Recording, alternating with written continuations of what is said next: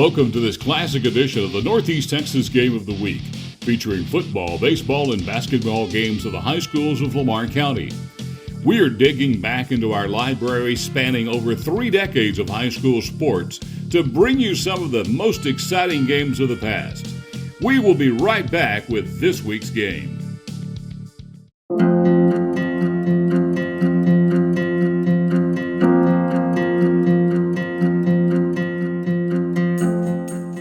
The Lord is my shepherd, I shall not want. He makes me lie down in green pastures. He leads me beside still water. He restores my soul. He leads me in the path of righteousness for his name's sake. Even though I walk through the valley of the shadow of death, I will fear no evil, for you are with me. Your rod and your staff, they comfort me. You prepare a table before me in the presence of my enemies. You anoint my head with oil, my cup overflows. Surely goodness and mercy shall follow me all the days of my life. And I will dwell in the house of the Lord forever.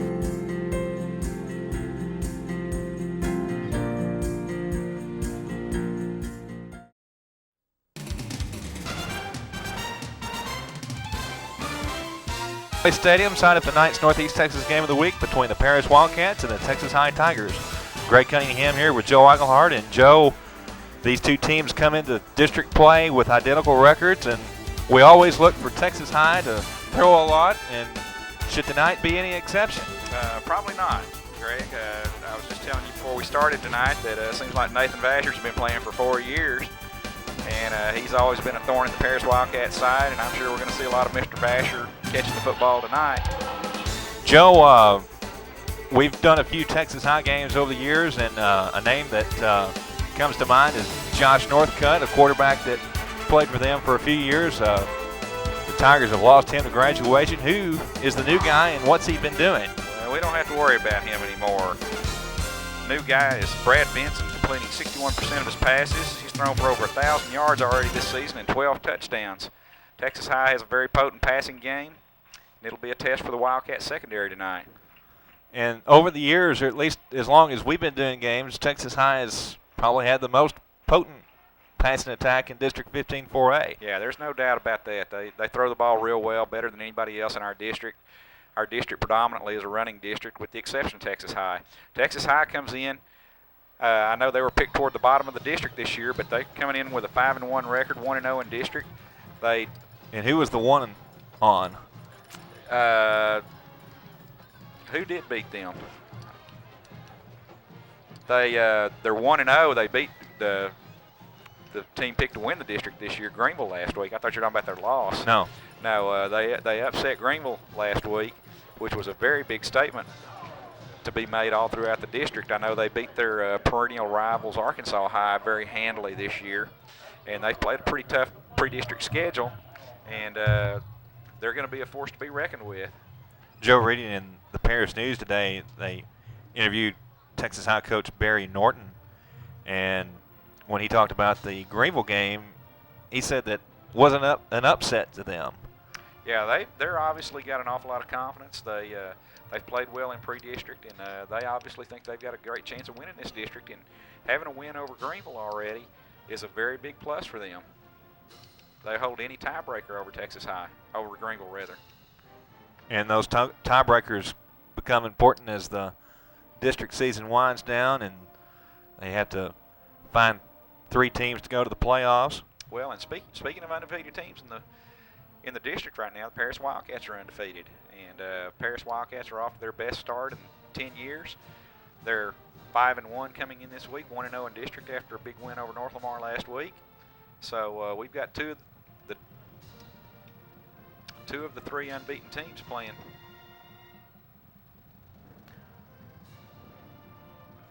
Talking about Paris, they beat North Lamar last week 22-19. Darius Hearn officially credited with 199 yards, but I know our statistician Dale Roughton may have had a yard or two difference in that, because I remember us saying last week that he broke the 200-yard barrier. I'll never dispute Dale's stats. No. But Darius has been a big part of the Paris Wildcat running attack as well as several others, Joe. Well, they've got a lot of weapons. Jacoby Hildreth, J.J. Jefferson, Kevin Morrow has run the ball very well for the Wildcats. We'll see some of Dalen Bunch back there. Thomas Battle. So they've got a lot of weapons back there that they can throw at you. One thing we might mention tonight that starting quarterback Earl Robinson will not be playing tonight. He's still suffering some ill effects from that injury he sustained against W.T. White. Junior Allen Brockington will be running the offense tonight, and I would say the offense is in very capable hands from what we've seen from Mr. Brockington this year. Allen's done well in Robinson's absence. Captain's on the field to do the coin flip and the side end zones. Might remind our viewers that North Lamar Panthers are playing across town at R.L. Maddox Stadium tonight against the Sulphur Springs Wildcats. Try to keep you updated on that score.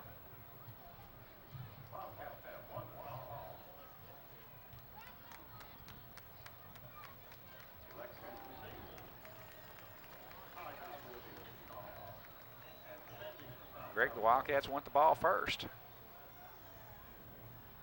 Now what Paris has done traditionally this year out of the wing tee is just run the ball as much as they possibly can, and when the defense commits that extra man up to the line of scrimmage, that's when they'll hit you with the quick pass.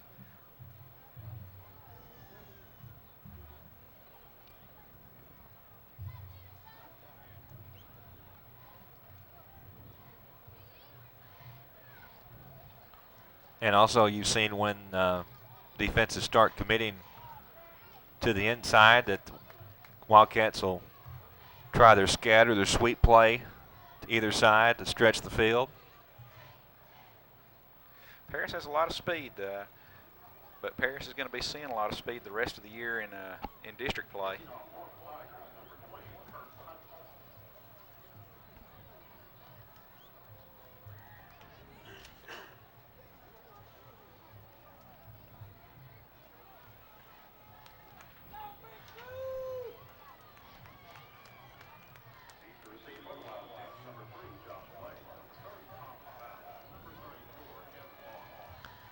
Josh Blank, Kevin Morrow, and Thomas Battle are back deep to receive this kickoff.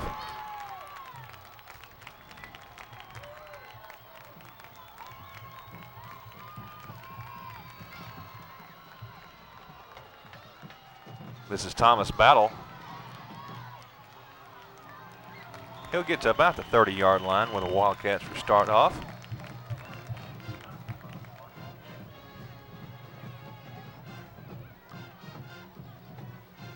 Number 9, Allen Brockington, is the starting quarterback tonight.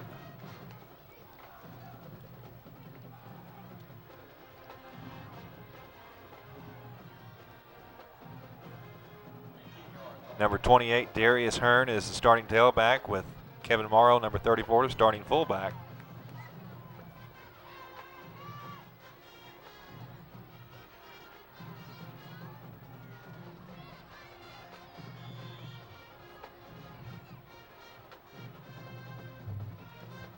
And on first down, this is Darius Hearn up the middle for about 2 or 3.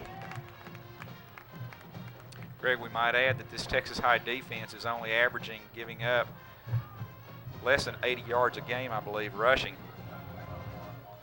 So they've been very successful at stopping Paris's strength, the rushing game.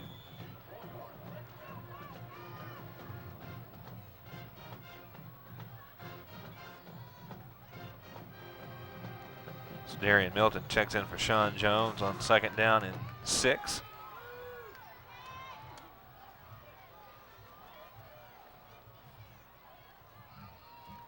This is Kevin Morrow.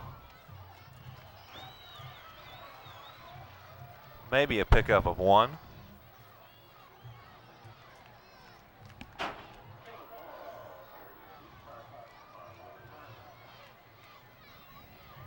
Charles Campbell checks in on third down and 5.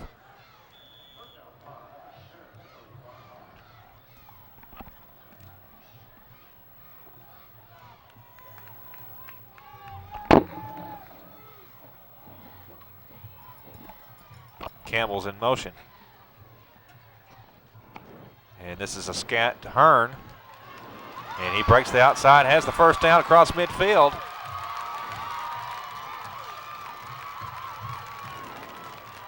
Gets to about the 37-yard line, Joe. Well, Greg, Darius Hearn's picked up right where he left off last week. Paris, just when you think they're in a third and long passing situation, they'll run that scat play with much success.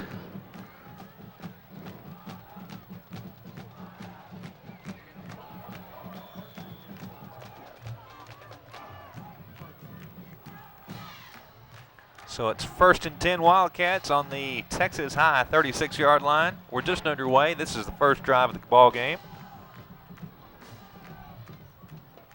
Darius Hearn, another good run. Well, Greg, credit the Paris offensive line on that play. They were just blowing Texas High off the line of scrimmage.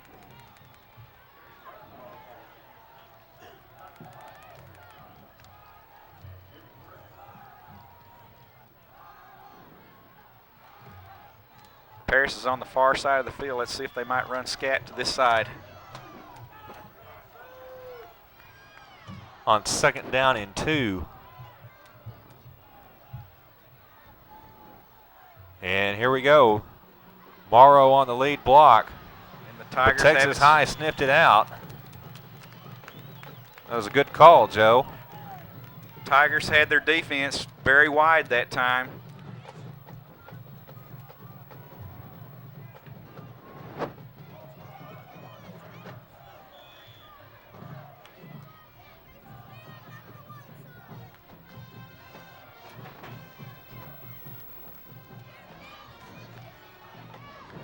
Loss of 5 on the play brings up 3rd down and 7.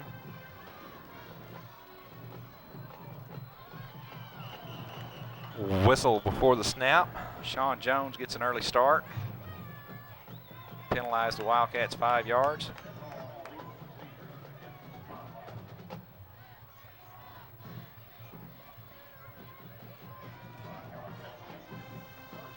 Joe, this was something that came up last week against North Lamar for Paris, that the penalty problems that they seem to have corrected against Jesuit came back to haunt them.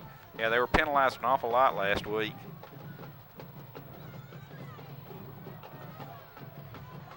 Now 3rd and 12. Campbell in motion. Brockington will throw his first pass. Just beyond the outstretched hands of Kevin Morrow. And it's 4th down. Now last week, Greg, we would think this would be an obviously a punting situation, but last week Paris had an awful lot of success running the ball on 4th and long. Here's a replay of the Brockington pass. Just out of Kevin Morrow's reach. Morrow behind the defender, but unable to haul it in, and the Wildcats will punt. Philip Coker, number 7.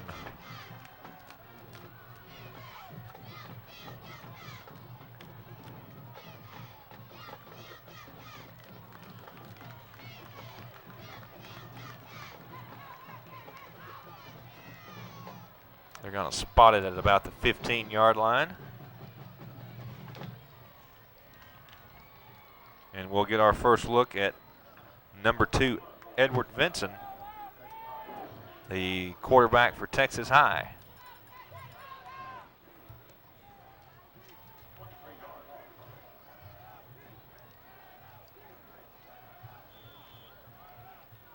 Big line in front of him.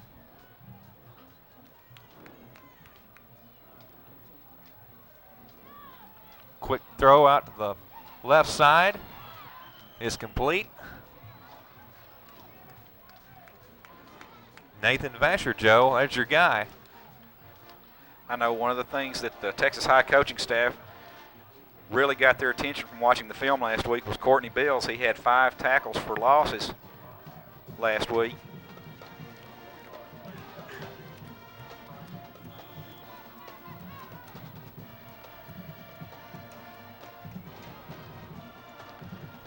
Three wide receivers for Texas High.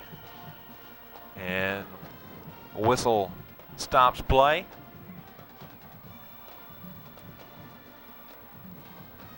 On 2nd down and 6. False start on the offense will make it 2nd down and 11 with 8:25 left in the first quarter.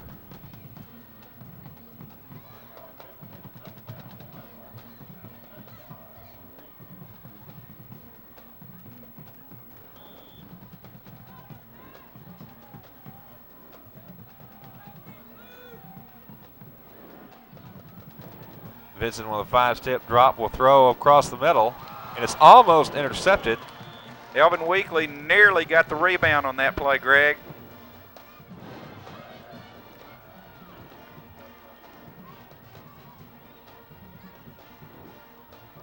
Chuck Linkovich was the intended receiver.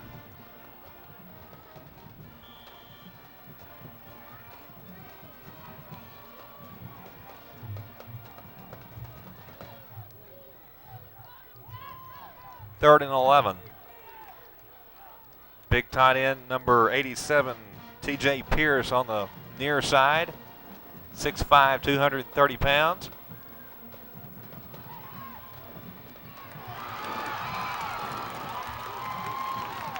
Incomplete.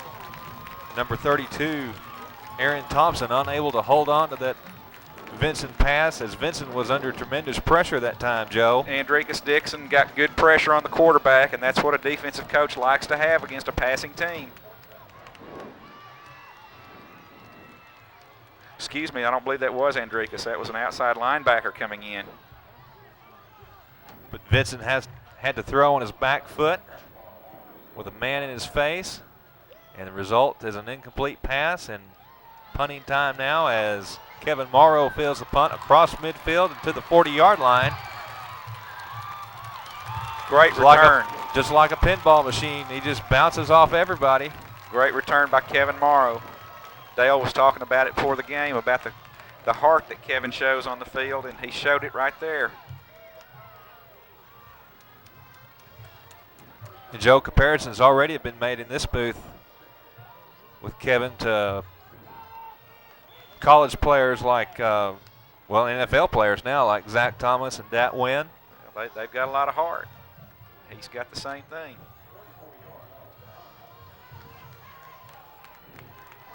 And Paris will start off about where they left off in the last drive. And Darius Hearn almost loses the football. Well, the Texas high tackle got good penetration on the cutback play that time, Greg.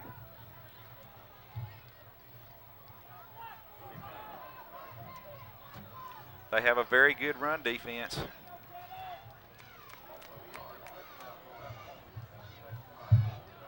Charles Campbell in on 2nd and 10.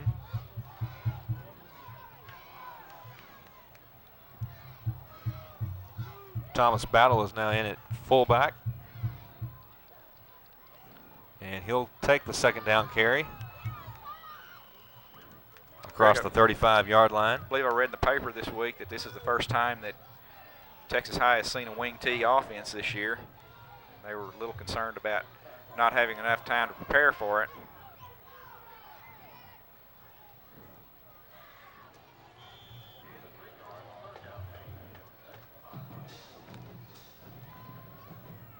Last time Paris was faced with 3rd and long, Texarkana spread the field. Let's see if they might throw the ball here. Brockington rolls and looks to throw. Complete. Thomas Battle.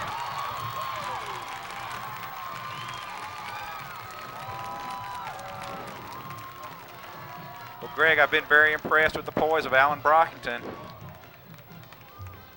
He did a nice job that time under heavy pressure, getting the ball to Thomas Battle. Here's a replay, Joe. Looked like a design rollout. Looked like the ball may have been tipped there just for a little bit. Alan's impressed me. He's got good touch on the ball. Yes. Hearn keeps those legs moving to the 10-yard line.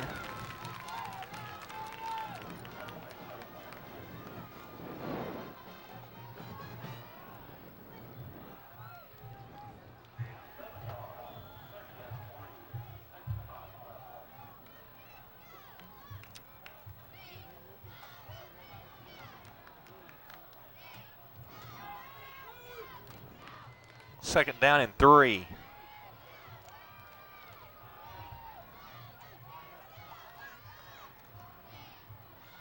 Hearn.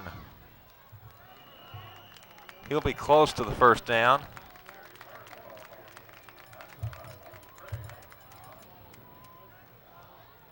Greg, it'd be a tremendous shot in the arm for this offense to get on the scoreboard first.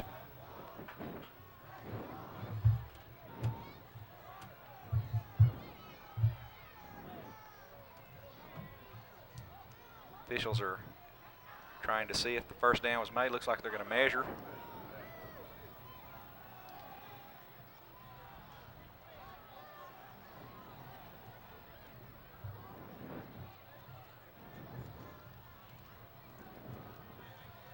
Ramon Booker out to make sure that they've got the short chain. And Ramon says no problem. Yes.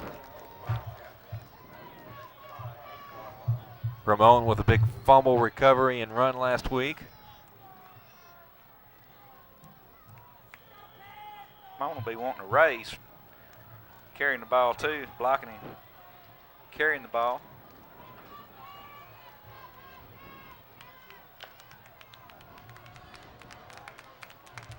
First and goal. Ball now on the 8-yard line, and Darius Hearn takes it on first down. Good defense that time by the Tigers.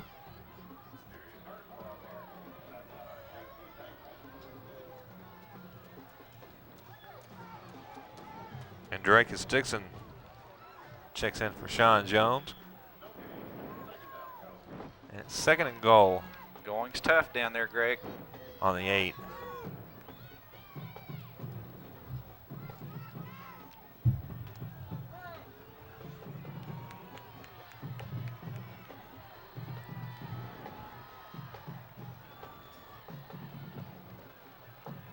This is a scat play with Hearn. Doesn't quite get in. He's knocked out about the 1-yard line.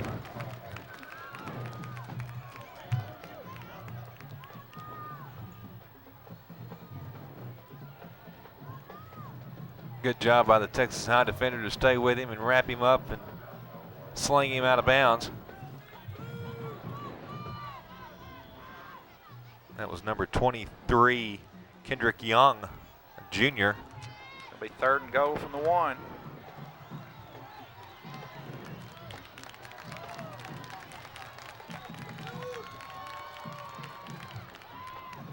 No, this is Thomas Battle. Touchdown.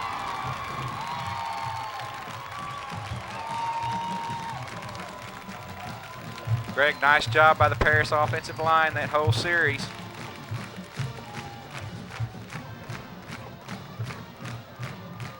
Kyron McLean, Ramon Booker, Bailey White, Corey Gill, Don Perkins.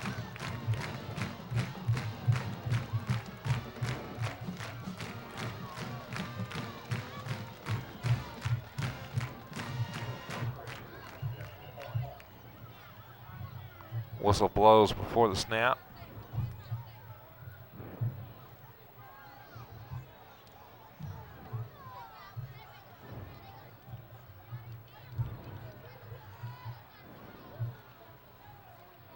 False start on Paris. And Wildcats will back up 5 and retry the extra point attempt.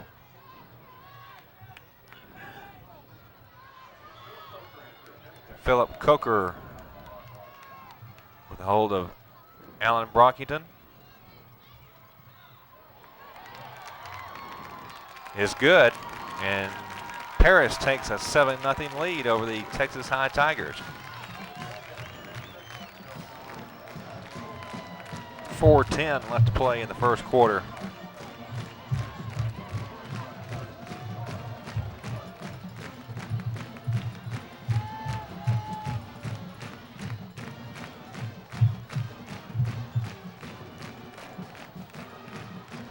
There's a replay of the Thomas Battle touchdown.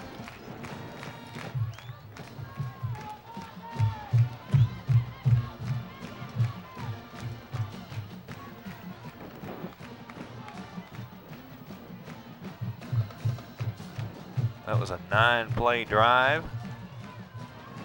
36 yards out.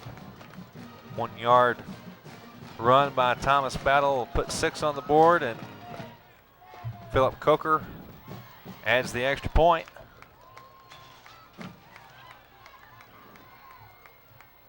You like to score 7 on those 36-yard drives. Yeah, you sure do. Well, they've done what they needed to do. They've That's right. come out and jumped on Texas High first. Defense played well first series.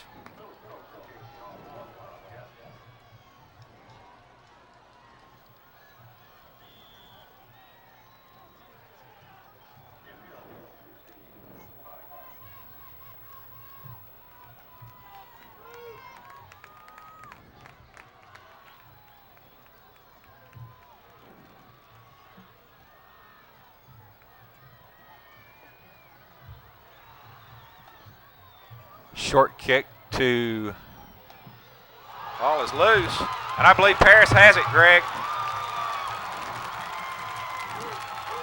Yes, they do.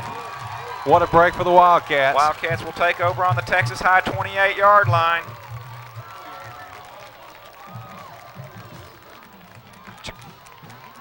Jacoby Hildreth comes up with the loose ball. We have a replay available of that. We'll see that doesn't appear that the Texas High receiver ever had complete control. Well, no, he didn't. Just bounced off his shoulder pads, and Wildcats get a huge break to start this drive on the Texas High 29-yard line.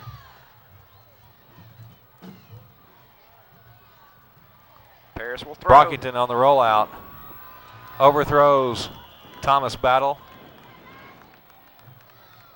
That was the play, Joe, that they converted the big third down on.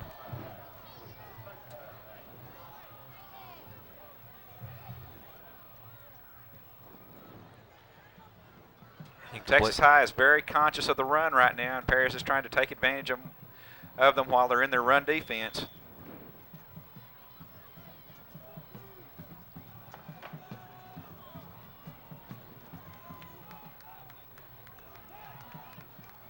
Second and 10.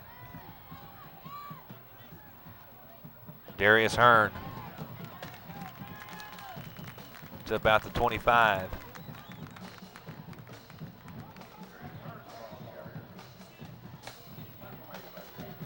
Dontrell Jackson.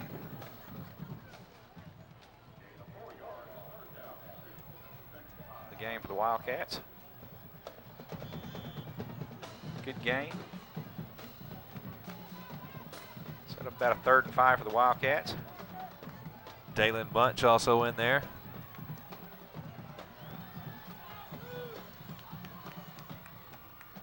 Dalen will take it on 3rd down. Dalen should have a 1st down. He ran right to Ramon Booker, Joe. Well, they ran the cutback play to the fullback that time.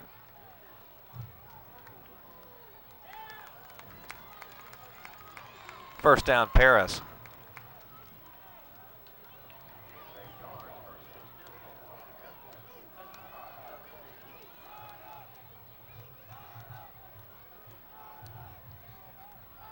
And Joe, if you're the fullback and you know Ramon's up there, you know he's got a hole cleared for you. Yeah, he sure does. Ball now on the 17-yard line. Got a little encroachment maybe on the Texas High defense.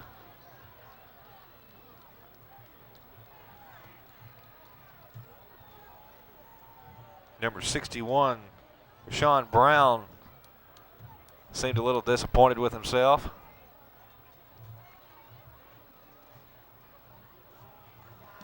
They're going to call it on Paris. But they're going to call it on Paris, yep.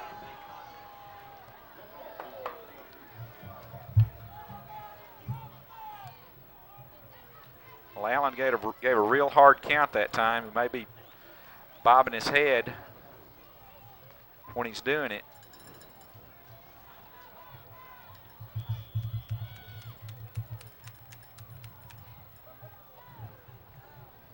Well, Allen has had a little success with that hard count and making defenders jump. But This time it didn't work out, and it's first down and 15. Brockington wants to throw. I believe he was held up. Yes. They finally throw the flag. Dontrell Jackson, number 8. Yeah, they reached out and grabbed a handful of jersey as he was coming across the middle on Dontrell Jackson. Be an automatic first down for the Wildcats. I was afraid they weren't going to throw the flag there for a minute, Greg. Took a while. Now the ball will be on about the 12-yard line.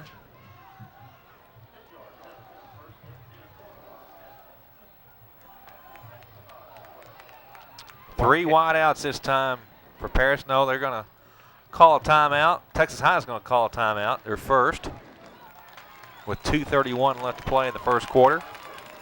Joe, this is a promising turn of events for the Paris Wildcats. You'd love to see the Wildcats jump out 14-0 on Texas High. We have a first quarter score. Greenville 7, Mount Pleasant nothing.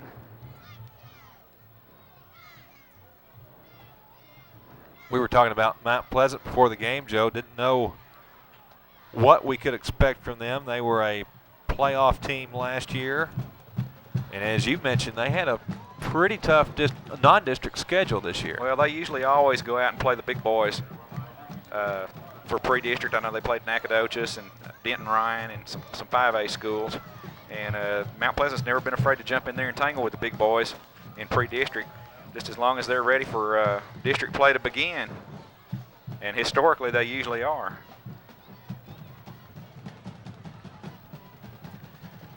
Wildcats can actually get a first down. Ball is marked at the 12-yard line.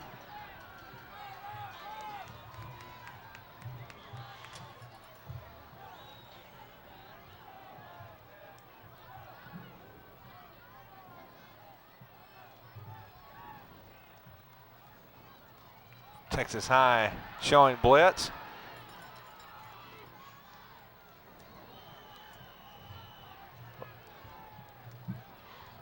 They showed blitz, and I believe Allen might have looked like he might have checked off at the line of scrimmage and ended up handing the ball off, but ran it right into the blitz.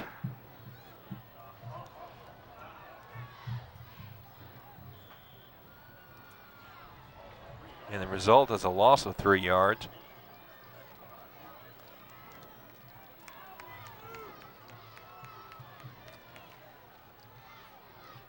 Dalen Bunch still in at fullback with Darius Hearn at tailback.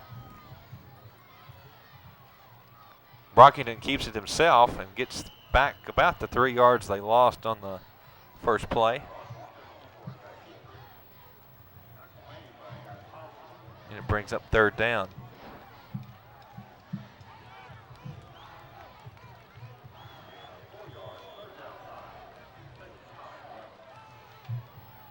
Brockington credited with 4 yards. So we have a third down and 9.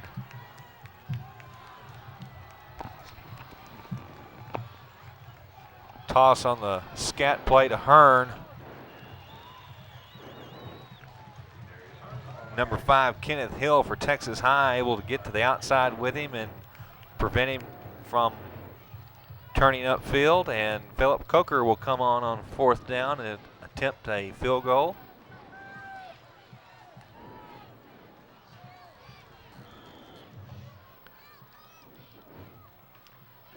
Looks like this is going to be about a 29-yarder.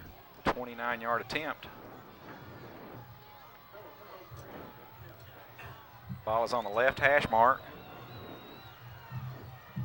Ball is down. Kick is up. And it's no good. And Texas High will take over with 20 seconds left to play in the first quarter. And Joe, that is disappointing if you're a Paris Wildcat fan to see them not able to capitalize on such good field position. Yeah, it is. They really did a good job. Just drive stalled out down there. inside the red zone. You'd hope to get some points out of that, but got a lot of confidence in the Wildcat defense, Greg.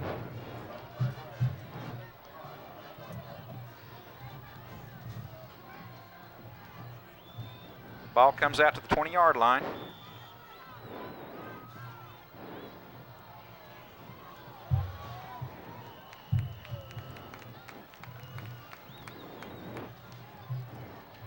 Number 32, Ronnie Phillips, hurdles the first line of defense and gets across the line of scrimmage for about a 5-yard gain. And that's the end of the first quarter. We'll stay with you through the intermission here. And we'll take a moment to mention the sponsors for tonight's FPC TV Game of the Week. They include First Baptist Church, Lamar County Cellular, and Lamar County Electric Internet Services.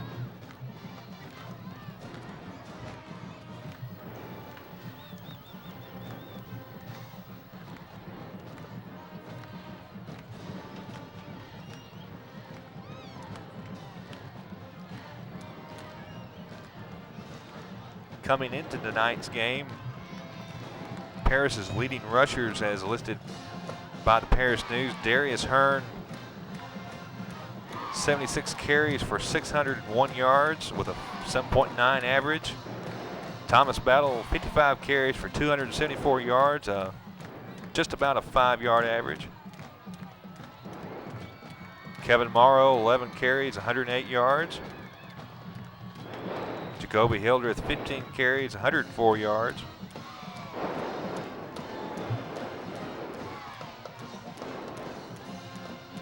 Four backs there with over 100 yards. And we're ready to go for the second quarter. Oh, good job by the Wildcat defense. Dalen Bunch and Kevin Morrow.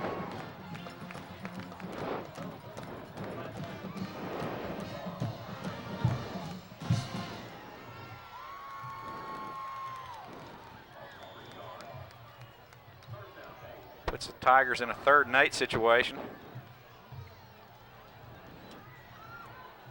Coach Ronald Weiss has to be very pleased with his defense. They have gotten better every week, it seems.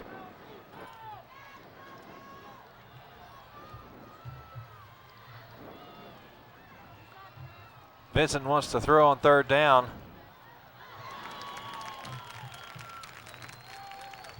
Through the hands of Linkovich, his intended receiver. Joe, it appeared he let him just a touch. Just a little too much. He's got a good arm. Wildcats have that tango defense out there. You know what a tango defense is? Tell us. 1, 2, 3 punt, 1, 2, 3 punt.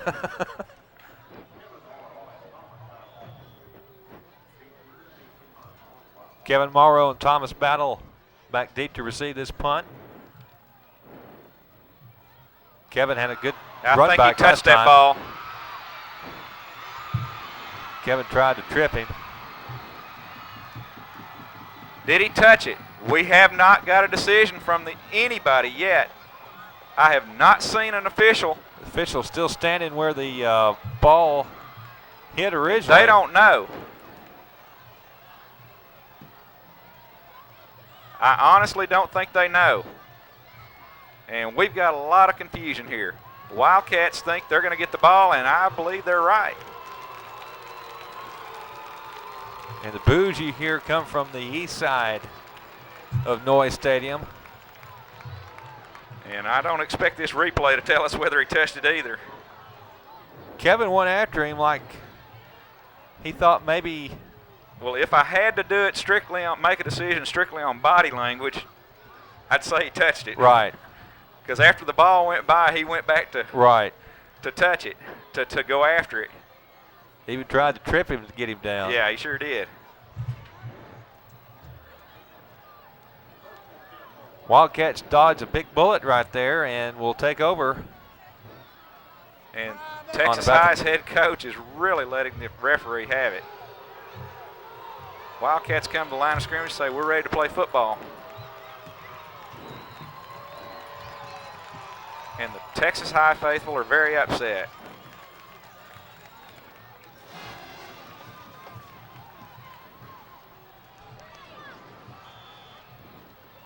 Ball now on the 36-yard line for Paris. Kevin Morrow across the 40, keeps moving the line, moving the pile. That's exactly what he did. He kept the pile moving. Good hard running by Kevin. About a 9-yard carry across the 45-yard line. Well, Texas High has seen their offense on 2 different occasions go 3 and out. They were needing some kind of break and felt like they got it at that time.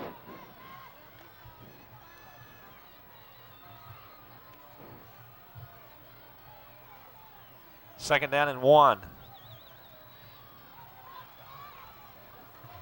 Morrow has the yardage for the first down, but check got the a flag. thrown. It's thrown late. There should be an offsides penalty because I know the play's right here in front of our booth, and I know Texas High was offsides. See this big head just pop around our booth, and I believe that big head was Ricky Wright.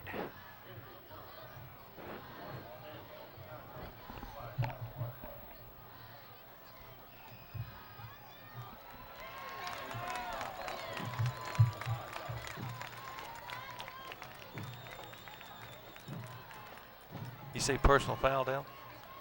Face mask, okay. Big penalty against the Tigers. Puts the ball in their own 34-yard line. Thanks.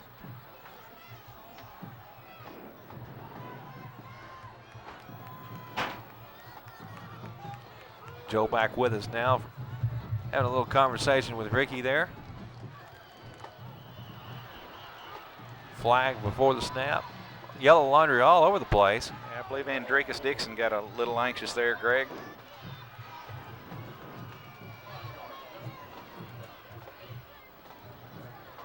He gets off that line offensively about as fast as he does defensively, doesn't he?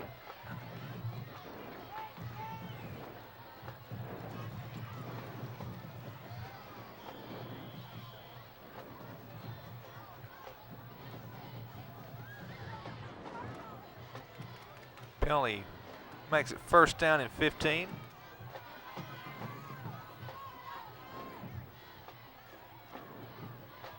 Kevin Morrow gets across the 35-yard line.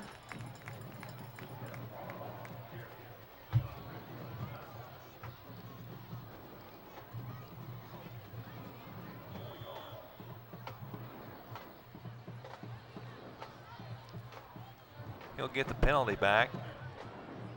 It brings up second down and 10. Just over 9 minutes left to play in the half. You want to stay tuned for the halftime performance of the Paris High Blue Blazes band. Brockington rolls out to throw. Got Sean Jones down there. That's the play that they scored twice on against Jesuit. Another well-thrown ball by Alan Brockington.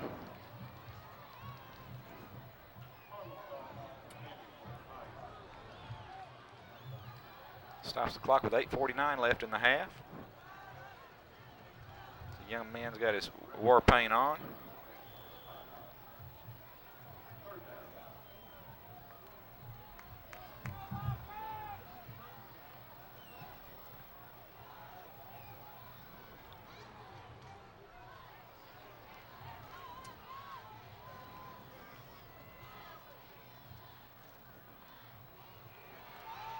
Brockington wide open. Jones still on his feet, gets to the outside. And near the 5-yard line for a Paris first down. Well, I was afraid Sean had made a huge mistake because he looked like he had the first down picked up and then backtracked a little bit and kind of gave it up, but he more than made up for it with the yardage that he got. He got about another 20 yards.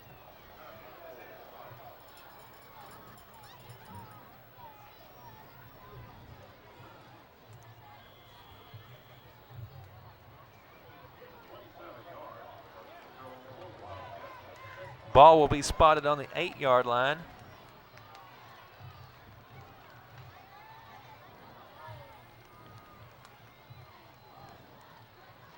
Kevin Morrow up the middle. Is that Kevin or Dalen? I believe you're right. It was Dalen. Dalen Bunch, number 41. Well, Greg, I just can't say enough about the Wildcat offense. They have just literally crammed the ball down the Tigers' throat.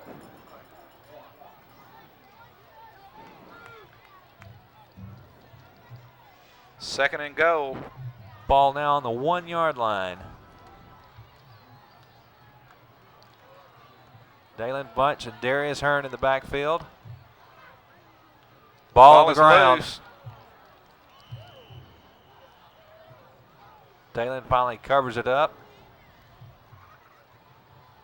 That'll make your heart skip a beat.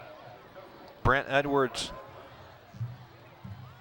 trapped it with his legs, and Dalen was able to jump on it. And Wildcats will try again on third down from the 3 yard line to get it into the end zone. Well, I wouldn't be afraid to give the ball to Kevin Morrow, the way he's been moving that pile. He's in the ball game along with Darius Hearn. 10 men on the line of scrimmage for Texas High. Kevin Morrow walks in easily for a Paris touchdown. He didn't have to move the line that time. His offensive lineman did it for him. Just an outstanding job, Greg. Wildcats look very impressive.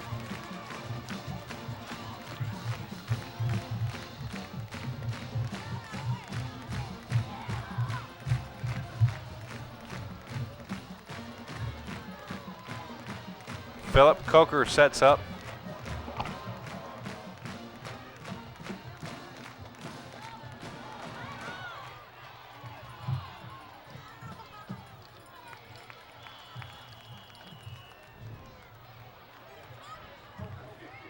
Point after attempt is blocked by the Tigers.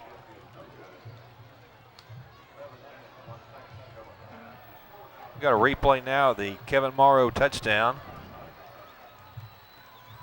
Goes in untouched.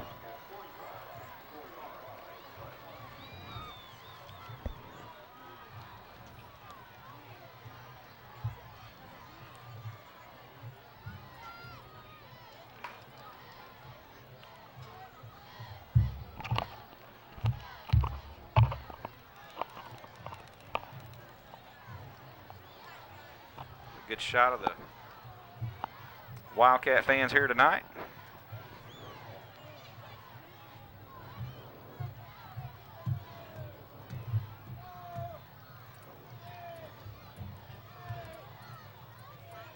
Well, the Wildcats have jumped out to a 13-0 lead, and I don't think we keep this statistic, but time of possession is overwhelmingly in favor of the Wildcats. And this against a team that beat what most considered to be the top team in the district last week. Well, they were ranked 8th in the state. Class 4A, that's quite a statement. And, you know, that's not really, I'm not trying to take anything away from the Paris Wildcats, but it's hard to get up 2 weeks in a row like that for somebody. Right. And if there was ever a right time that was ripe for the Wildcats to beat a team like this, this was the week to do it. Right. But we've got a lot of football left to play. Well, I think they were down 18 points against Greenville last week, too, and came back and won. That passing attack able to bring the team back quickly. This is a good run. Good return by Kenneth Hill. Number 5 for the Texas High Tigers. He'll get it across the 35-yard line, where Vincent will start the third offensive series for the Tigers.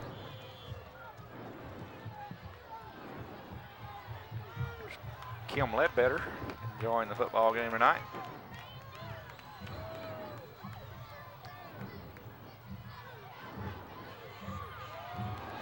Good pursuit that time by the Paris High Wildcats, led by Kevin Morrow, and Drakus Dixon also there to help him. Ronnie Phillips, the ball carrier. He will lose yardage. Well, I don't believe the Tigers have shown me anything that's going to suggest that they can run on this Wildcat defense. I believe they're going to have to throw it.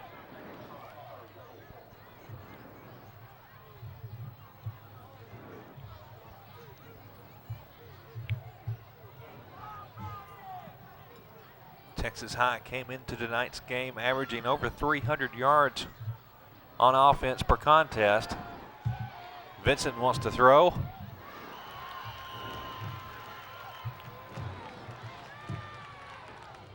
Calvin Woodside, his intended receiver. Rod Hill made some contact with the receiver before the ball was there, but no call by the official, fortunately. Woodside looked around hoping to find a flag. Didn't get one, and it brings up 3rd down.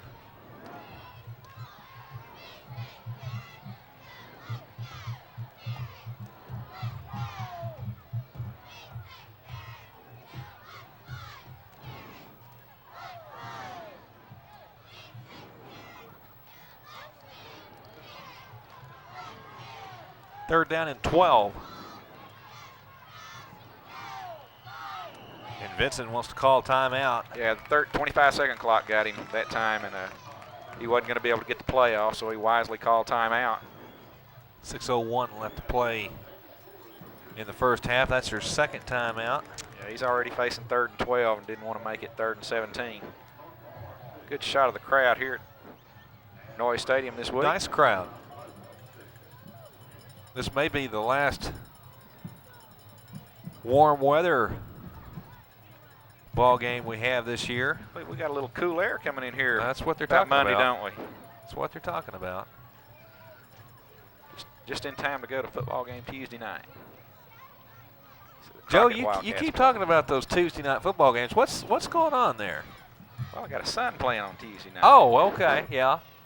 But I was thinking about you keep talking about a young man at North Lamar that they play has on impressed Thursday you. night. Okay, yeah, that's okay. Jesse Henderson. Okay. He just scored 4 touchdowns last night. Just 4. Just 4. They held him to 4. Was it an off night for him? Didn't see it. I haven't seen him have an off night yet, though. It's 4. Yeah, but it's 4 touchdowns an off night. Over the outstretched hands of his intended receiver, Chuck Linkovich. And once again, Texas High goes 3 and out. Well, Coach Ronald Weiss has just got to be extremely pleased with his defense. Texas High has, I believe, 9 plays from scrimmage here in the first half at the 5:55 mark of the second quarter. It's just been total domination by the Paris Wildcats. In the first 18 minutes of play. Battle thought about fielding it, well, then thought again and backed up and let it bounce. Battle and Kevin are getting together and kind of introducing themselves to each other right now because they didn't talk to each other. And, so the ball will be down on the 26-yard line. Fortunately, they didn't stick their hand out this time. Yes. They let it go by. No controversy. I remember playing baseball in the outfield one time. There was ball fell between me and another outfielder, and we came in the dugout. And Coach said, "Joe, I'd like you to introduce you to so-and-so, and so-and-so, this is Joe Eigelhart. Now that you know each other, you can talk to each other out there."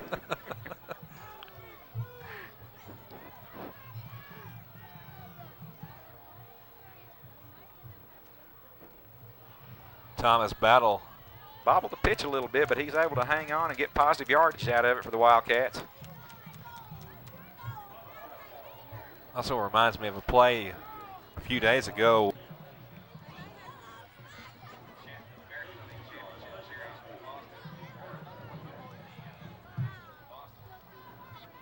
Second baseman and the right fielder came out or converged on a fly ball, and both called for it, and at the last second the second baseman pulled off, and all the right fielder could do was kind of hold out his glove without looking, and it just happened to fall in his glove. So communication always key out there. One of those I got it, you get it, huh? Yes.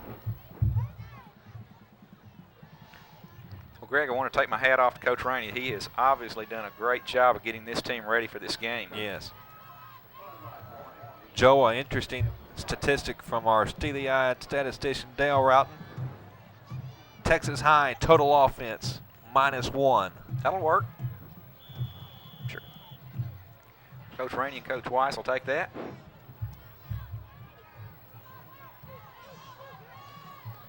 Second down and 8.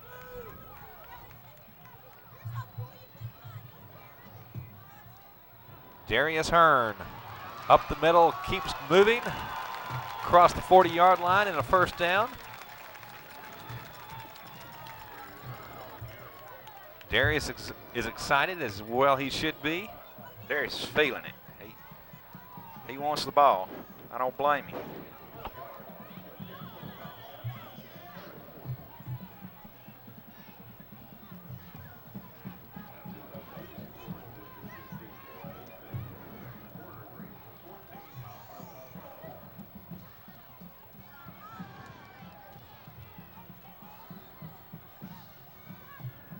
Brockington wants to throw on first down.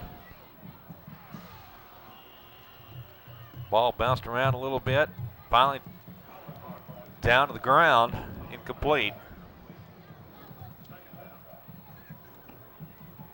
Wildcats not afraid to throw in this game, Well, Joe. they're trying to mix it up. They're trying to keep the Texas High defense honest.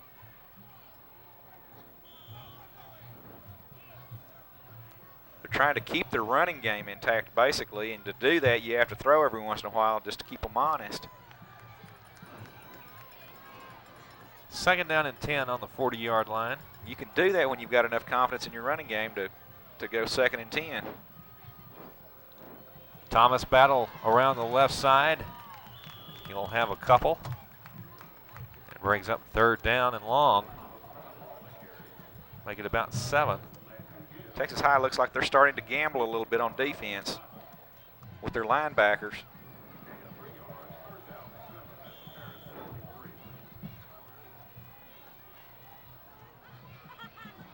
Just under 4 minutes to play in the first half. See our score 13-0 Paris. Paris with the ball on their own 43-yard line. And this is Darius Hearn. Bounces off the first line of pursuit, keeps the ball moving, gets across midfield and has the first down. Nice Another block. 10-yard gain by Darius Hearn. Nice block by Brent Edwards that time, Greg. And really, Greg, I don't think they've stopped cutback play all night long. They've just run it at will.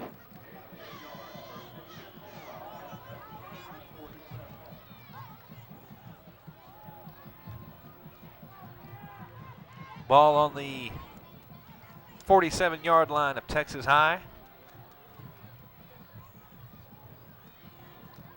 Darius Hearn wrapped up that time in the backfield. Number 61 and number 6. Oh, Sean Brown. Spoke too Willie soon. Hindman.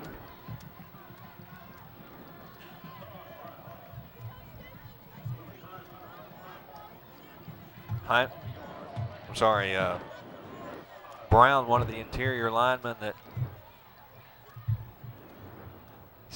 has made a presence.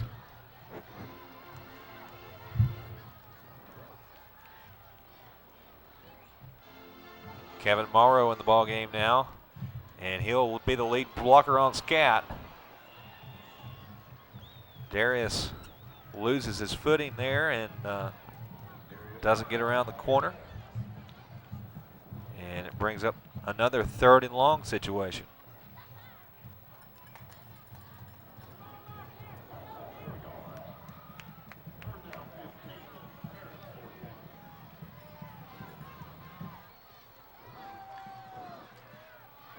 Looks like Texarkana has, on these long yardage plays, have been spreading their defense very wide, looking for the scat play. 3rd down and 15.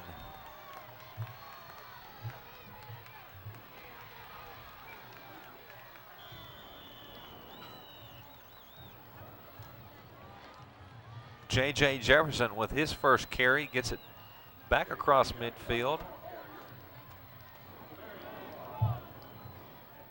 But Paris will be forced to punt this time. And Texas High takes their final timeout of the first half with 1:35 left to play this half. They want to see if perhaps they can save a little clock to get a quick score before they go into the locker room.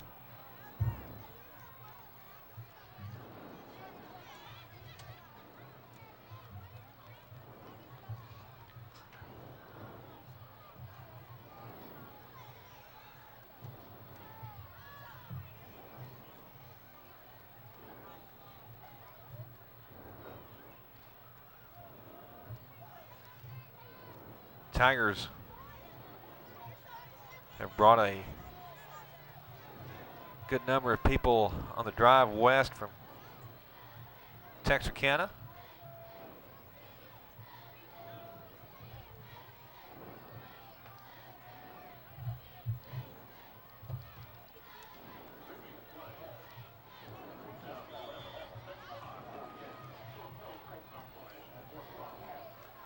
Philip Coker standing on his own 40-yard line.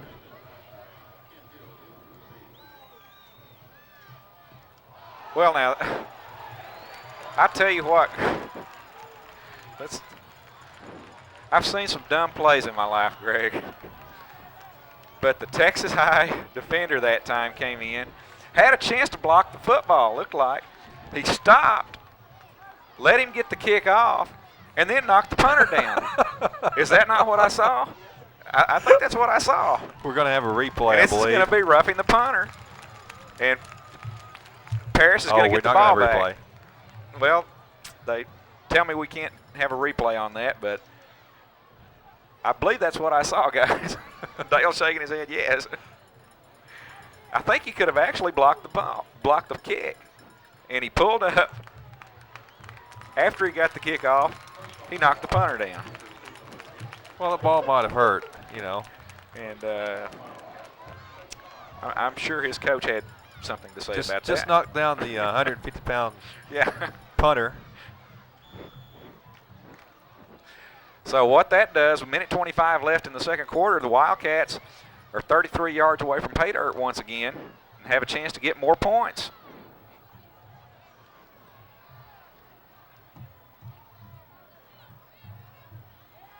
Dalen Bunch on first down.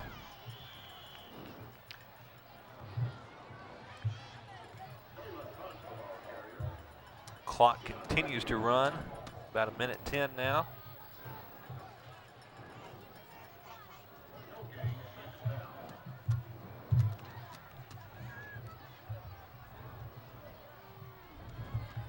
Wildcats need to get the play in. Coach Rainey wants a timeout. Brockington calls it with 55 seconds left in the half. Joe, how close does Paris need to get before they feel comfortable with a Philip Coker field goal attempt? Well, we missed a 29-yarder earlier, so I don't know if I'd be comfortable there. I'd rather have 6. Yes.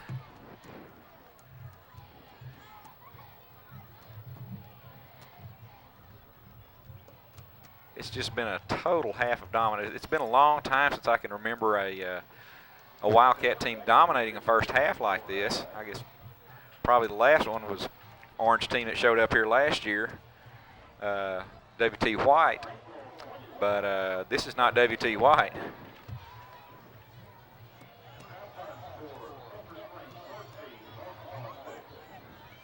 We have a halftime score from R.L. Maddox Stadium. Sulphur Springs Wildcats 13, North Lamar Panthers 6.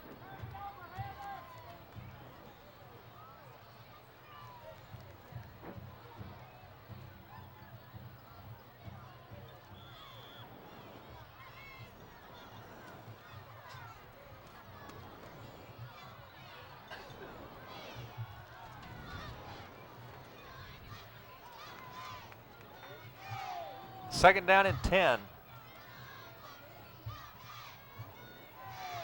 Reverse. If he can get his block, Josh and Blake he did. Cuts it back inside. Touchdown. What a run by Josh Blake. Well, it was an outstanding run by Josh Blake. It's an outstanding call by the Paris coaching staff. But this play works because of Alan Brockington. Alan Brockington made his handoff, got out there, and made the lead block. You heard me say, if he gets his block, it's going to work, and he put a crushing block on the cornerback out there. And as good a run as it was a great block by Alan Brockington that time. Wildcats up now 19.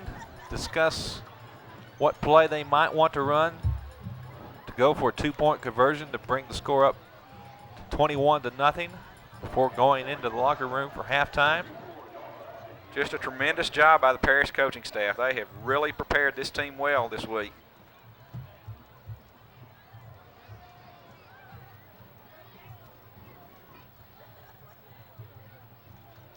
And as high as Texas High was last week, after beating Greenville, they have been brought back down to earth with a thud here in the first half at Noyes Stadium. Thud is right.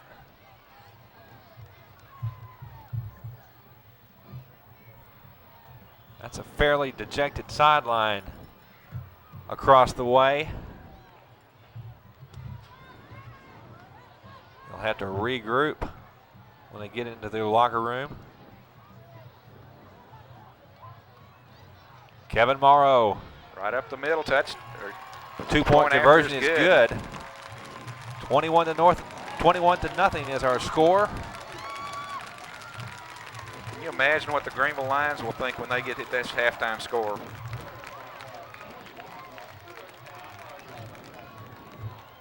This will open some eyes if Wildcats can hold on for another half of play.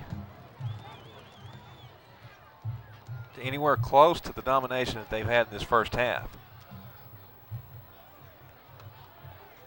They came back from 18 last week, but this is 21. Right.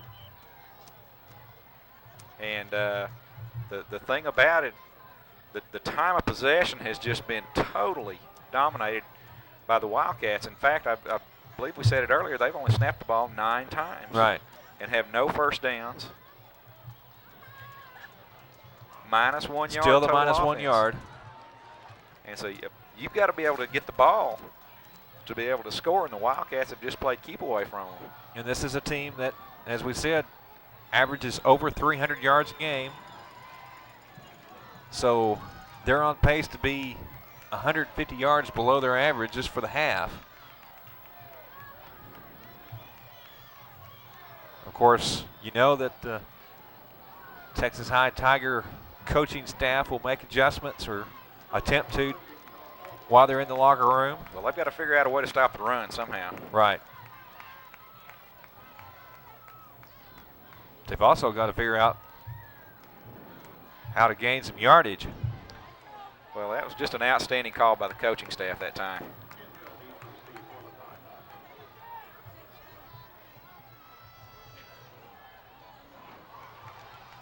Little squib kick fielded at about the 20. Ball is loose. Courtney Bills. I believe Texas High may have gotten this one. Knocked it out. One of the things that's really impressed me about the Wildcat special teams this year, most of the tackles on the kickoffs have been made by a man trailing the play. The ball carrier will at one time or another start running east and west instead of north and south, and when he does, he pays for it.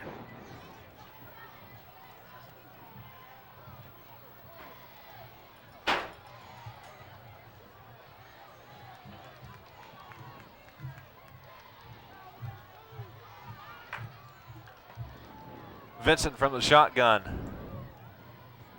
He's under pressure, but he gets the ball complete. Tigers have no timeouts remaining. Dalen Bunch knocks down Ronnie Phillips for a short gain. And when I say knocked down, he really knocked him down, Joe. About all that's going to do is get the Tigers in positive yardage for the half. 7-6, 5 seconds left. Finally gets the snap off. Vincent under pressure finally gets it away to Linkovich, and that's the end of the first half. Total domination by the Paris Wildcats over the Texas High Tigers. 21-0 is our score at halftime. Stay tuned for the Paris High Blue Blazes band when we come back after this.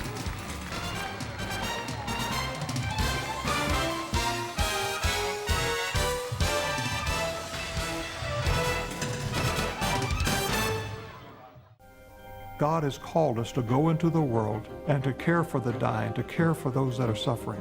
It's just what we do. So many houses are collapsed. People are economically weak. It felt like a freight train, honestly. It really did. You just felt the shaking. You felt the eeriness. When things like this happen, we have to come together. We have to help each other. Our marriage was broken. We were at the point of no return. The pain was just growing stronger, and I felt like I was getting weaker by the day. It's a dire situation. There is a great need for outside help to fill this gap for medical needs. I was at my lowest point, feeling unloved, and God brought in shoeboxes and gave me hope. We run to the fire, we don't run away from it. We're on a rescue mission, and we go in Jesus' name.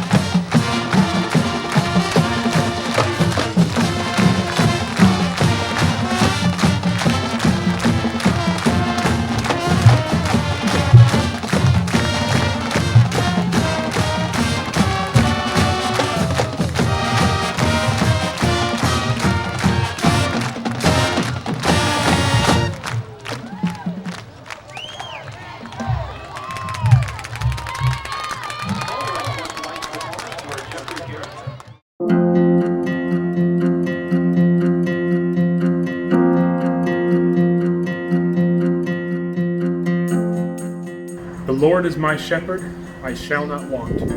He makes me lie down in green pastures. He leads me beside still water. He restores my soul. He leads me in the path of righteousness for his name's sake. Even though I walk through the valley of the shadow of death, I will fear no evil, for you are with me. Your rod and your staff, they comfort me. You prepare a table before me in the presence of my enemies. You anoint my head with oil, my cup overflows. Surely goodness and mercy shall follow me all the days of my life, and I will dwell in the house of the Lord forever.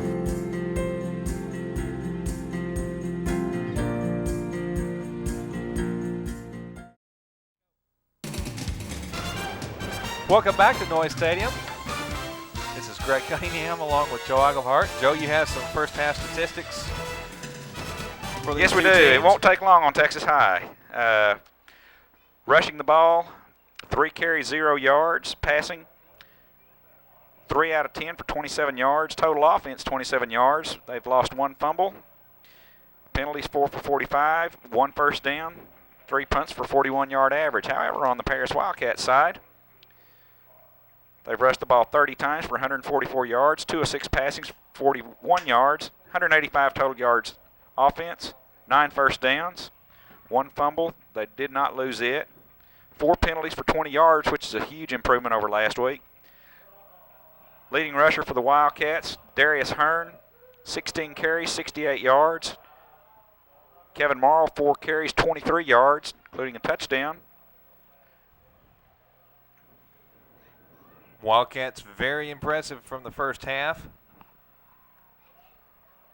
You know, the Tigers have done some regrouping in the locker room, but we'll see what result that has as Philip Coker gets it away to Kenneth Hill at about the 5-yard line. Good special teams effort again by Paris. And Texas High will start off just across their own 20-yard line.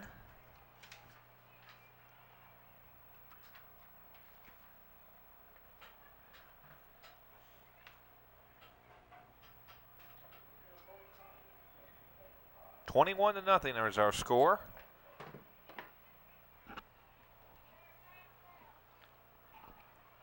First play from scrimmage in the second half is an incomplete pass from Vincent to his intended receiver, Jeremy Davis.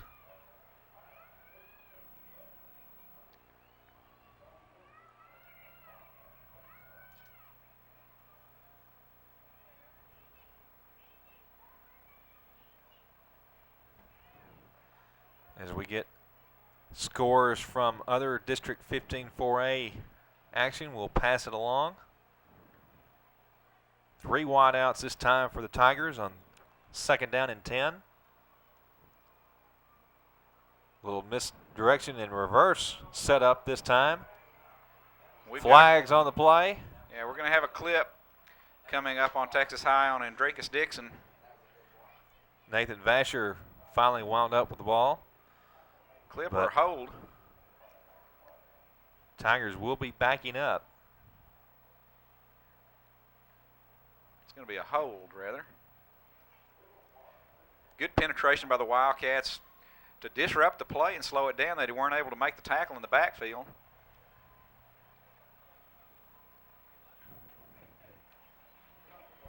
That's Kevin Morrow again and Dalen Bunch.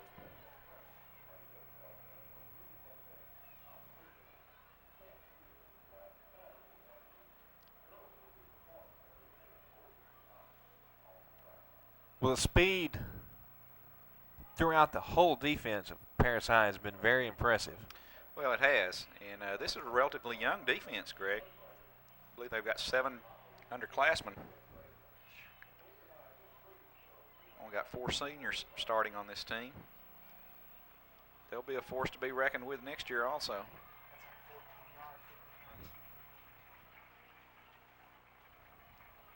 A 15-yard penalty brings up 2nd down and 25.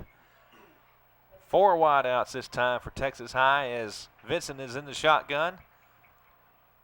Little wide receiver screen. Gains maybe a yard.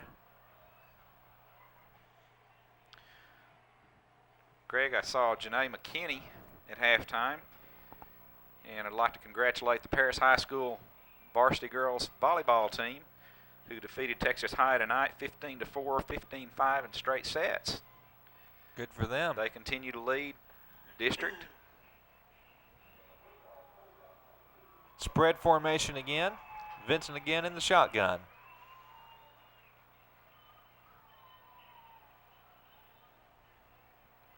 Over the middle, complete. Linkovich with the reception, but he really takes a beating. Well, Rod Hill kind of zeroed in on him and nailed him coming across the middle. Didn't even fall down doing it. Joe, this reminds me of a Quentin Coriot hit against a TCU receiver several several years ago. Except this guy got up. Yeah, this guy didn't have a broken jaw, and he got up.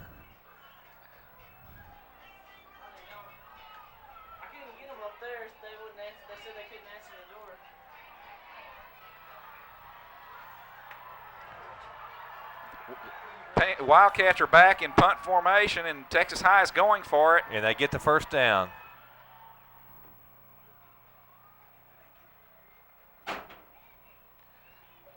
Wildcat special teams were back in punt receiving formation, and Texas High came out and ran a play from scrimmage and was able to pick up the first down after needing 25 yards for the first down. They were able to convert. That could be the small spark that Texas High needs to ignite their offense.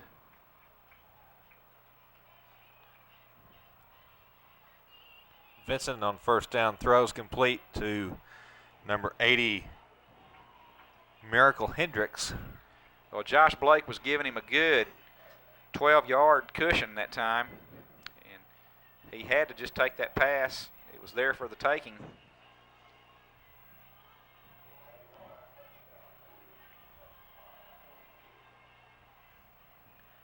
Completion is good for about 6 yards, about 8 yards. Brings up second down and 2.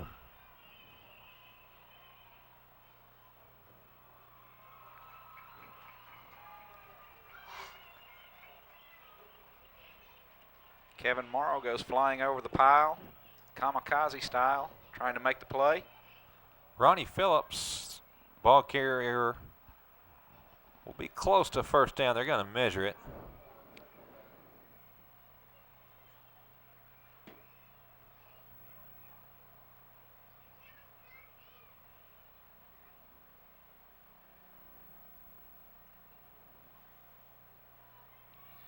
Well, you've got to know that the Tigers are going to probably make a run sooner or later in this game. First down, Tigers.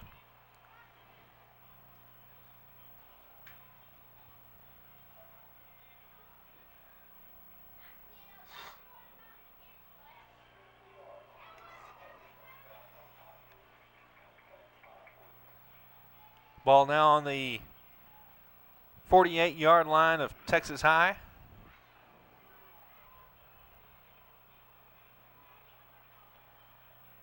Vincent with a 5-step drop, overthrows his intended receiver.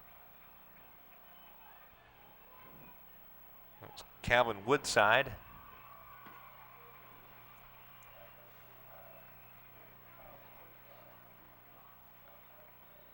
Greg, if that pizza guy comes in here again, he's going to have to leave that stuff. That smells good. Yes.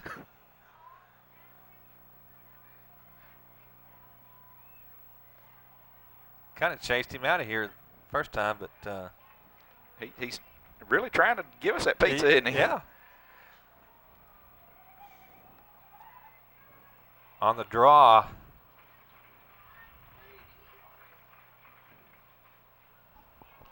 They may pick up 1. Jeremy Davis, the ball carrier. Thomas Battle now checks in for the Paris High defense. With just under 8 minutes left to play in the third quarter. Third down and 9.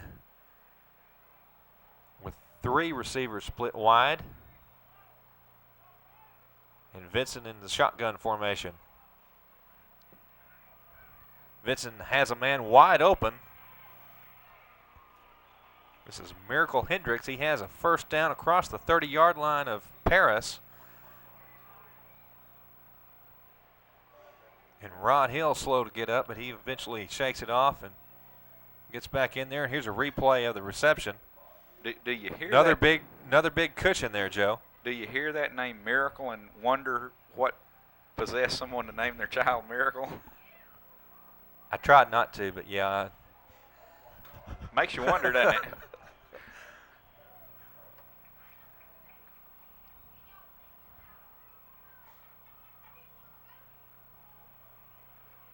Toss out to the outside, and Andrakis Dixon does the horse collar got him a handful tackle. of jersey.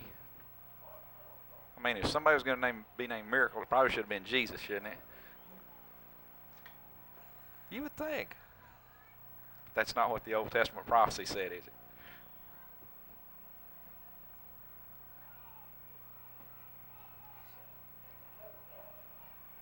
Well, we have no idea upon the circumstances of what was going on when he was named. So, ball on loose. the ground. Uh-oh. And here we go. Return is set up. It's Quaylen Boone. No flags, apparently.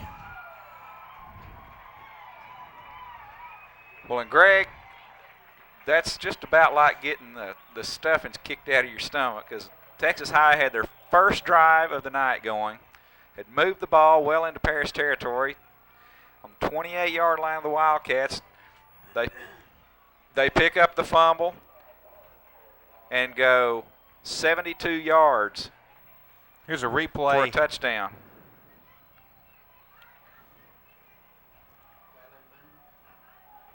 Number 85, Quaylen Boone, wins the foot race to the end zone. By quite a few steps. 27-0 Paris with a point after to follow. Coker with a hold of Brockington. Is good. 28-0 Paris. 6:36 left to play in the third quarter.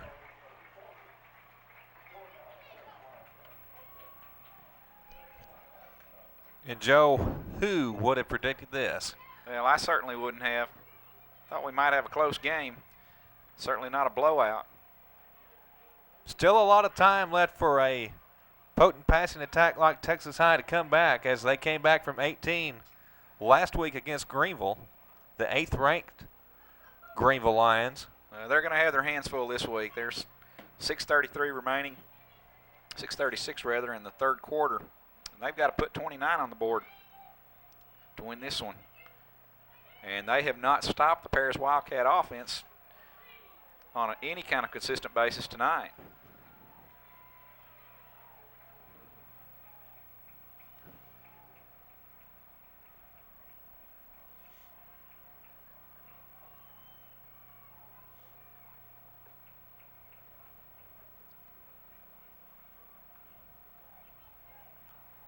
Paris High School cheerleaders about to do their setups.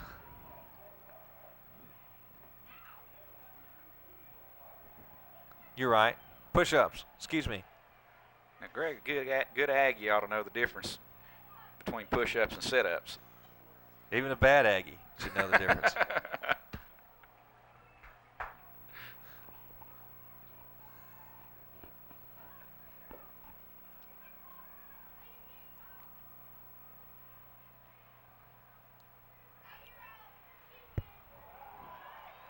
Good special teams. Jacoby Hildreth. Wildcats are just flying to the ball. They're really getting after them.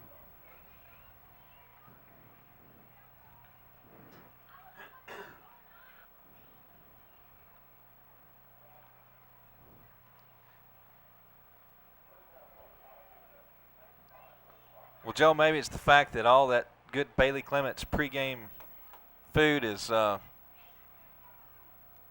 left me with a guilty conscience thinking I needed to do some sit-ups. Bailey came through again tonight, didn't he? He usually does. He always does a good job. Vincent in the shotgun on first down. Complete.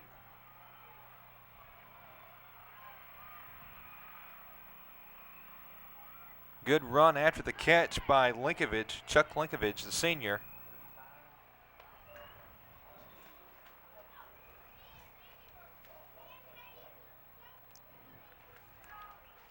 Vincent had a lot of time on that play, Greg, to deliver the ball.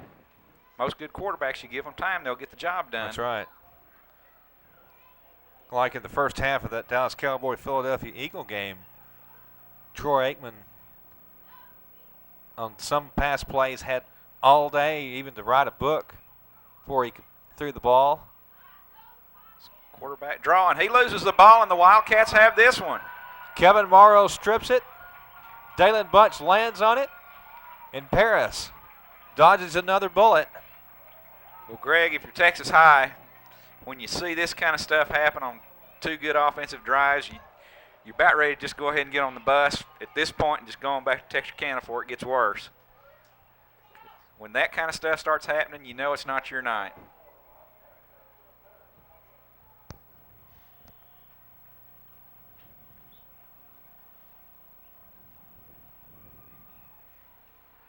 Third turnover tonight, I believe, for the Wildcats. Morrow just flies in there and gets his hand on the ball. Good job by Kevin Morrow. And here's a toss to Thomas Battle. He'll get it near the 30-yard line. Well, Joe, you talk about how bad things are going for Texas High. It's not necessarily a case of bad luck, as it's a case of Paris High creating problems for them. They're getting it took to them tonight. They really are.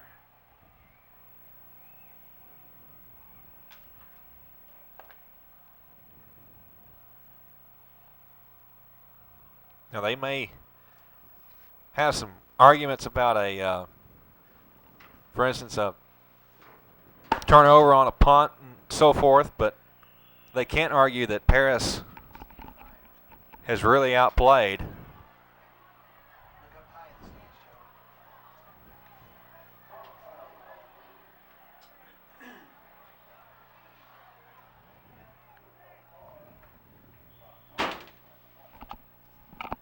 Now have a 3rd down and 7.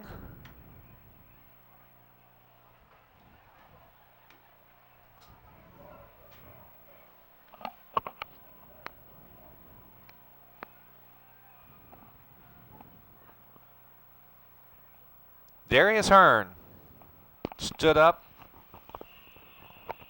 just across the line of scrimmage. And will that be the first time Paris goes 3 and out? Dale Roughton nods his head. Well, it's always nice for that to happen the first time when you got a 28-0 lead. Yes. 4 minutes left in the third quarter.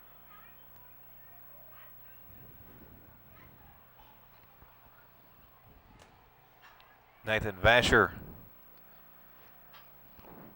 setting up on his 35-yard line to receive this Philip Coker punt. Well, this is the 4th year that I've seen Mr. Vasher, and the Coker's in trouble. Fewest times that I've seen his name called.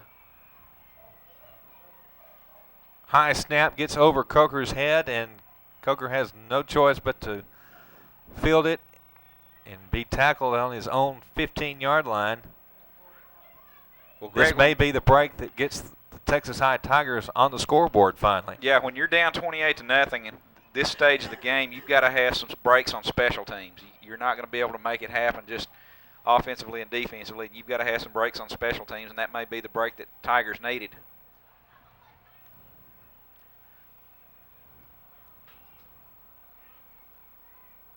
Vincent under center will throw across. And just like that, the Tigers score. I believe that was Linkovich. Just a little number 3. slant. Little slant there to get the Tigers on the scoreboard. One play for 16 yards.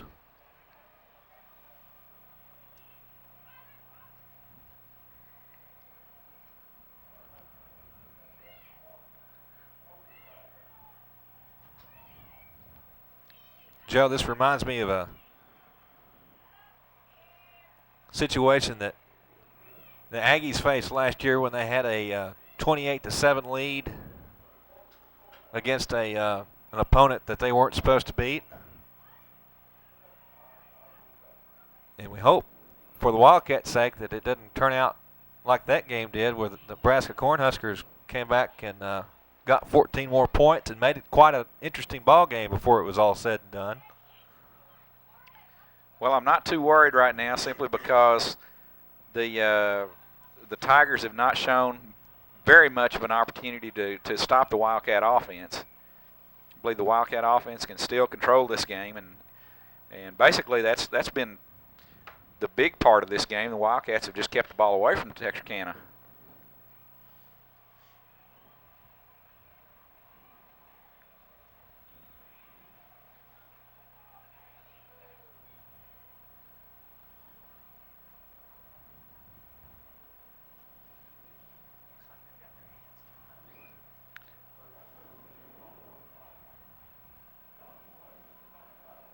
Dale Roughton makes the observation that it looks like the front line for Paris looks like it may be some of the hands team. You see Darius Hearn there in the center of the lineup, maybe anticipating an onside kick or a little squib kick.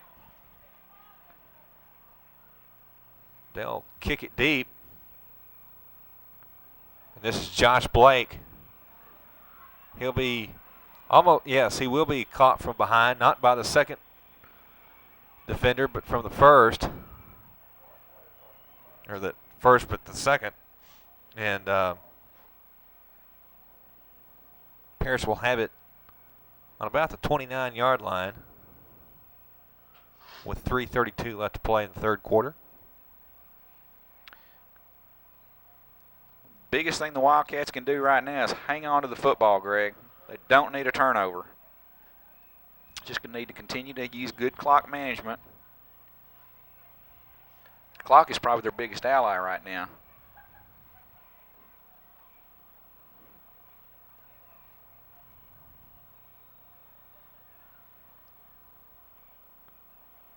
Thomas Battle with a sea of white jerseys around him. Does not quite make it back to the line of scrimmage.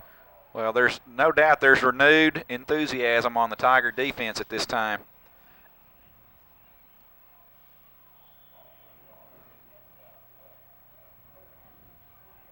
You see the scoreboard with a new graphics package.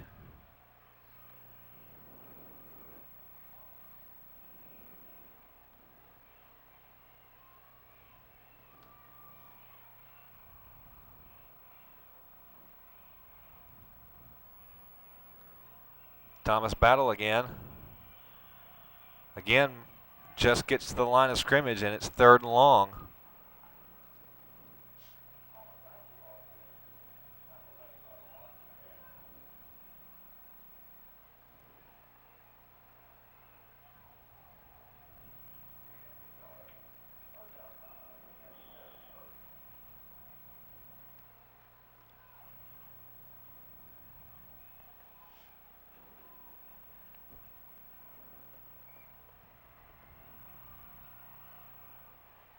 Third down and 9 on the 30-yard line. Kevin Morrow and Darius Hearn in the backfield. And Brockington under pressure gets the ball away to Quaylen Boone, but this will be short. He should have that first down. Okay. They're going to give him forward progress at about the 40. You know, Greg, we've passed out a lot of accolades tonight in this great performance by the Wildcats, but let's not leave out Alan Brockington. He's stepped into the starter's role tonight and done just a tremendous job for the Wildcats. He blocks well too on a reverse. Yes. First down, Wildcats. Just enough for the first down, in fact. Ball now on the 40-yard line.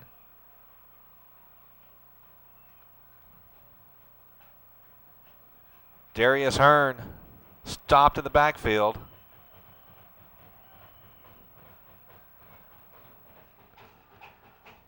Willie Heinman, number 6, one of the first men to meet him.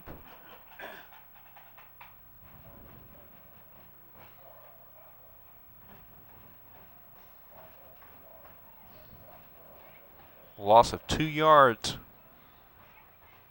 Brings up second down and 12.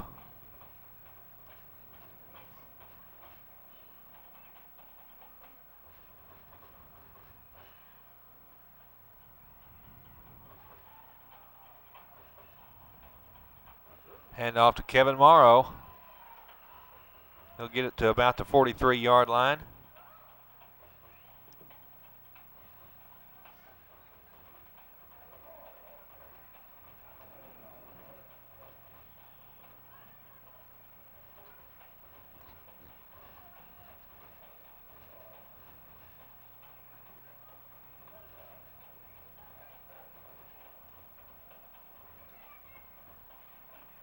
Timeout is called, I believe, by the Wildcats. No, that was the Texas end of High. the third quarter. Excuse me, quarter. It was the end of the third quarter. We'll stay with you during the intermission.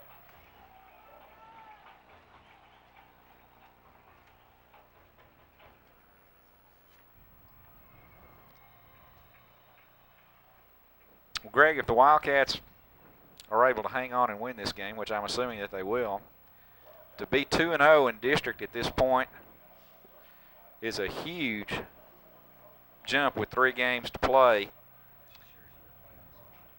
to getting in the playoffs. Now, you don't take anything for granted. Sulphur Springs, I think, admittedly is down this year. You've got to assume that that's going to be a very winnable game. Mount Pleasant, in Mount Pleasant.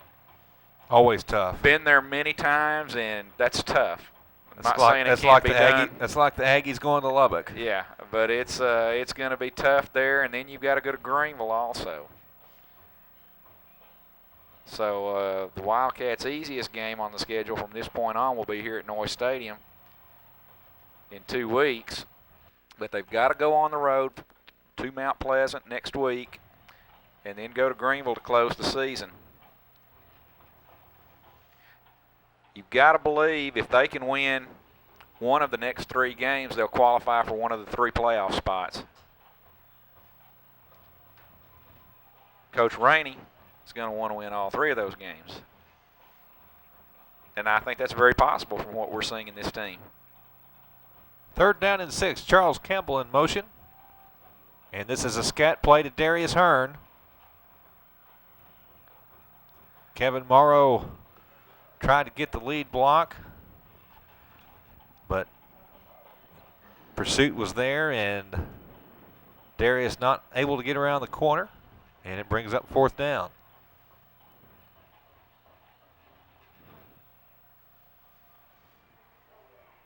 Just underway in the 4th quarter. Wildcats with a 21-point lead with 11:54 to play.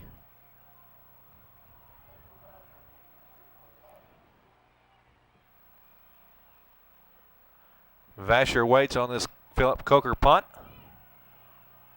and it will be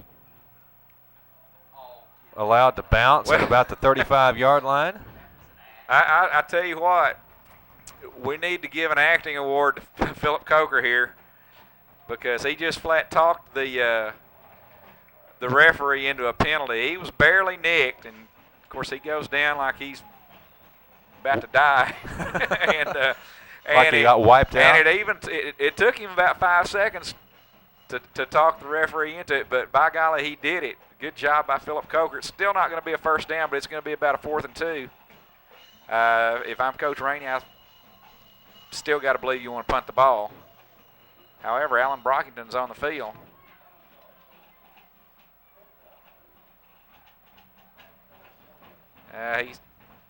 Coach Rainey wants timeout. Play clock is down to 15. You want to talk about it? Well, there's no need to try to go for 2 yards with a 21-point lead. No. And your defense has played very well all Right. night. Right. And you can probably punt the ball down inside the 20-yard line here, hopefully. And with any luck, turn it over to your defense.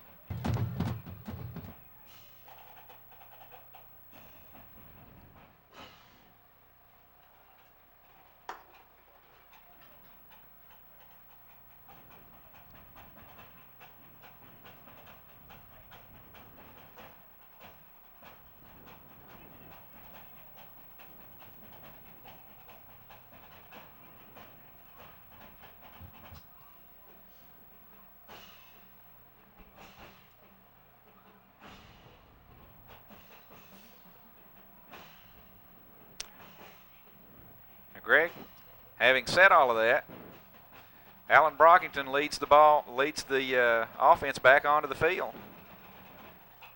Wildcats will go for it with a 21-point lead on their own 48-yard line, 4th and 2. Or at least they will set up to do so. They'll set up for it. This may be one of those deals where right. Try to draw the team offside. Offsides. And 5-yard penalty would get them the first down. They've been jumping a lot defensively. Brockington has shown the ability to make them run on that hard count, but Kevin Morrow will dive across the 50-yard line and should have enough for the first down, depending on the spot. Anything over that 50-yard line will get it to him, and that 50-yard line is kind of crooked tonight. Depends on where it's marked. It is slightly crooked. It's to our disadvantage, I believe, where it is. If you can see that. I don't know why they're measuring this.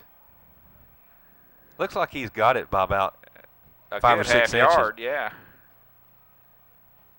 This is right in front of our vantage point, so we have a good view of it. I mean, the yard marker was just right on the 50-yard line. All you had to do is cross it. Of course, there may be a crooked spot down the other end of the field, too.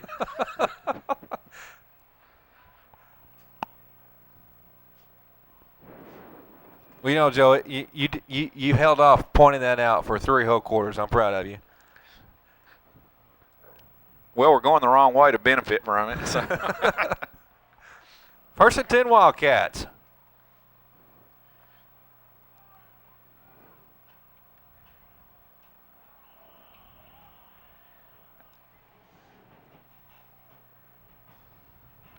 Dontrell Jackson jumps for the Wildcats.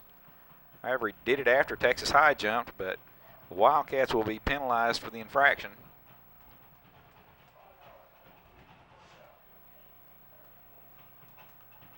And he knew it too. And he's going to come out of the ball game.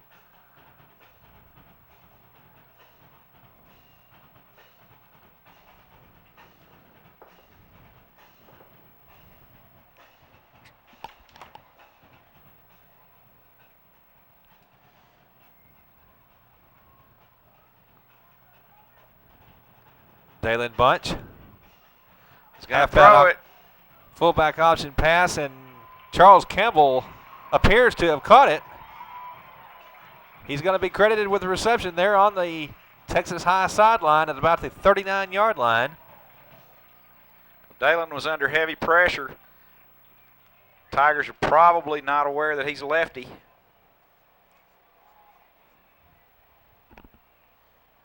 Wasn't the most... Wasn't pretty, but it worked. No. It worked.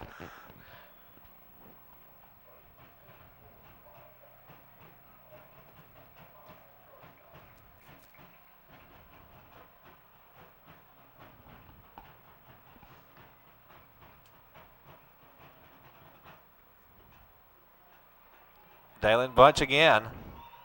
Dives across the middle, across the 35-yard line. And again, Joe, it appears that Texas High is having trouble with that hard count of Alan Brockington. He's doing a very good job in his snap count. Numerous times tonight you've seen them jump early.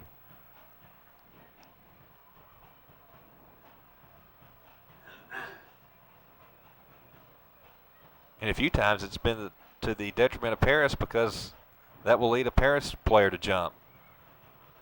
Dalen Bunch again. Keeps the feet moving, gets across the 30-yard line. Well, one of the things that Coach Rainey's doing right now, that Texas High defense has been on the field an awful long time tonight, and he's putting fresh players in there. Dalen hadn't carried the ball much tonight. You're seeing a steady dosage of Dalen Bunch right now. Dalen hadn't been on the field very long tonight. Defensively, he hadn't had to. So Dalen's got a lot of gas in the tank. And Joe Dale Routon, our statistician, makes the point that he's seeing a lot of arm tackling attempted by Texas High now. That's a sign of a tired team. Right. Flag before the snap is on Paris. Did we have a delay or a procedure?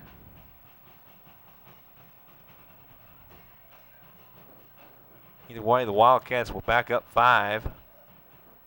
Ball now on the 35-yard line of Texas High with 9:18 left to play. Paris with a 21-point lead. And Charles Campbell brings the play in from the sideline. Greg, the Wildcats had 12 men on the field that time. Okay. Is what the penalty was. 3rd down and 6. J.J. Jefferson, number 20, gets the ball back to the 30-yard line, but it will be short of the first down. Well, if you go for it on 4th and 2. On your own 48? On your own 48, you got to go for it 4th and 1 on your own 30.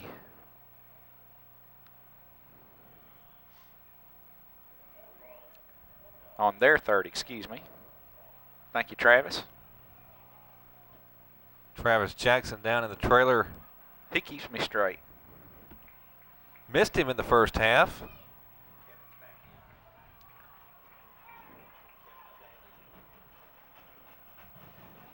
Another flag.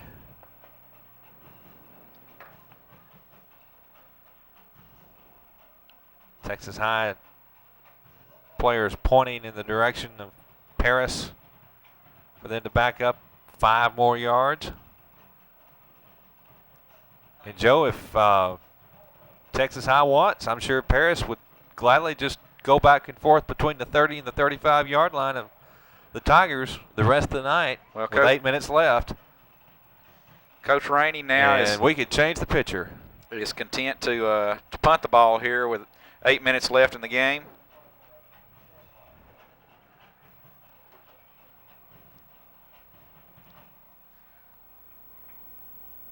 Ball. Oh, and he's got a great bounce. Did they keep it in play? Hey, they say they did. Boy, that's down on the 1. Maybe the 1 foot about line. the half-yard line. We've got a flag down here on the 39-yard line.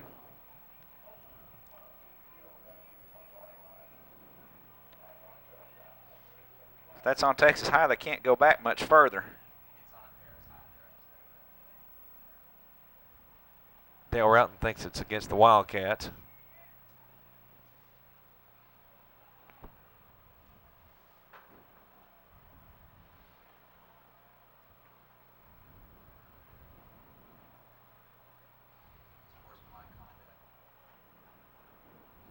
It's an unsportsmanlike conduct penalty on Paris. Don't know what happened. It gets them out of the shadow of their own end zone. Something got the officials' attention, and that will drive Coach Rainey crazy. Not the kind of penalty you need this point of the ball game with a 21-point lead.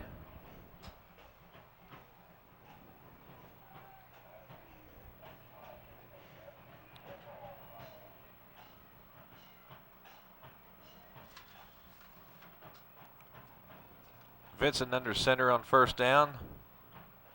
Looks for a receiver and fires complete. Believe this will be Vasher. It's Jeremy Davis, I believe. Yes, Jeremy Davis. Came out of the backfield. Nathan had to wait for him to swing out from under coverage.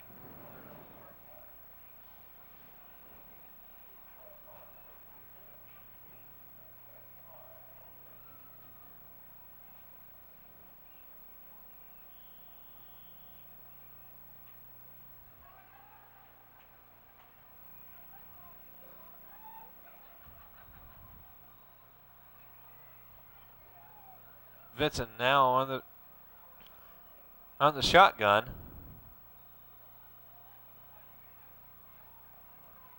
Short toss to the middle is complete.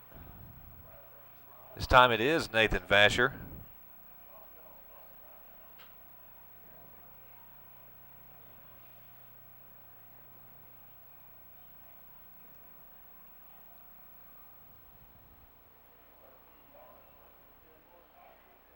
I believe we were going to attempt a replay there, but that didn't happen. And it's first down and 10.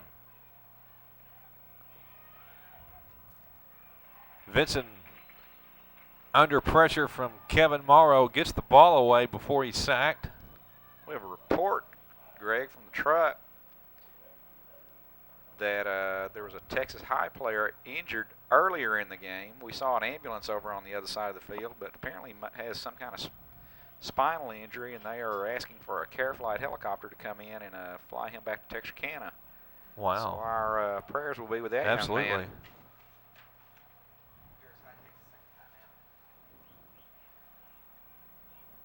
I understand there was a Texarkana neurologist in the stands to help out with the situation.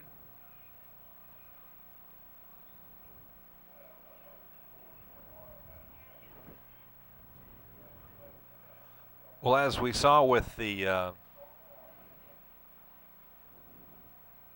Michael Irvin injury last week for the Dallas Cowboys, sometimes there are more precautions taken than what the injury may require, but with a Care Flight helicopter, it doesn't sound like that may be the case. But as you say, Joe, our prayers are with the young man. And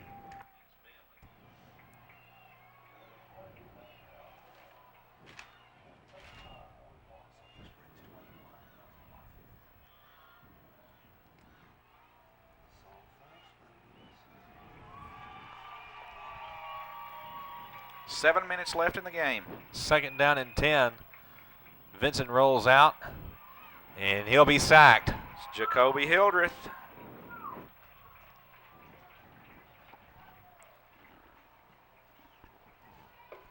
Dale reports, Joe, that Sulphur Springs now has a 21-15 lead over North Lamar across town at R.L. Maddox Stadium.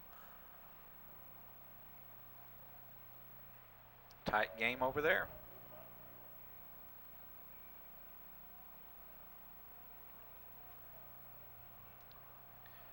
Greg, I know one of the things that Texas High was very concerned about the Paris defense tonight was number 33, Courtney Bills, and they apparently have done a pretty good job of keeping Courtney out of the backfield tonight.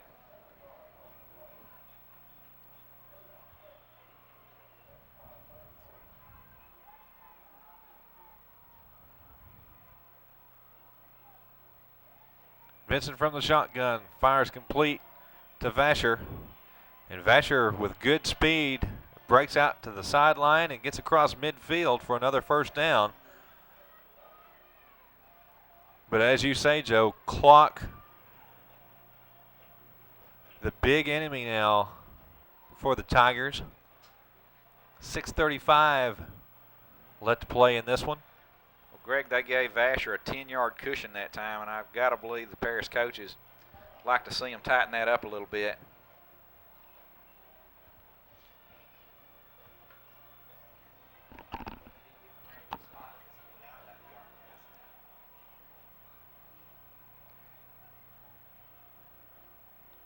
Officials evidently feel this is close enough for a measurement. So they bring the chain gang out.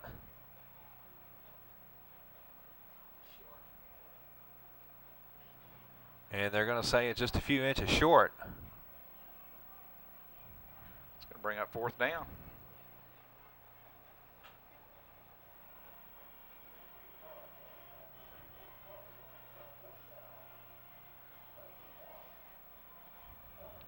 Very short.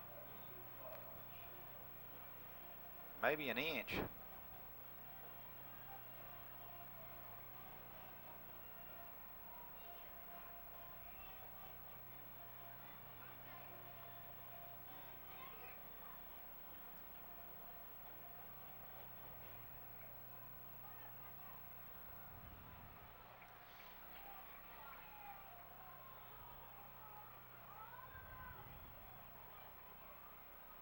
Vincent will take it himself. He'll have the first and he'll down. have it.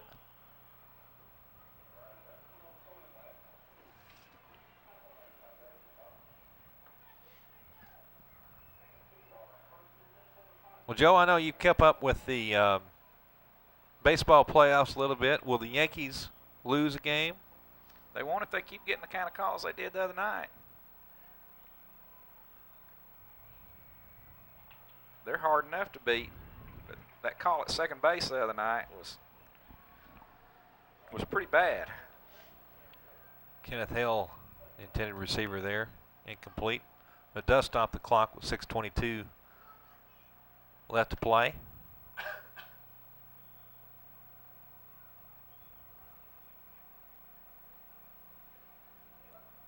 Well, at least the Red Sox have scored a little. They wouldn't have to score much to beat the Rangers. No.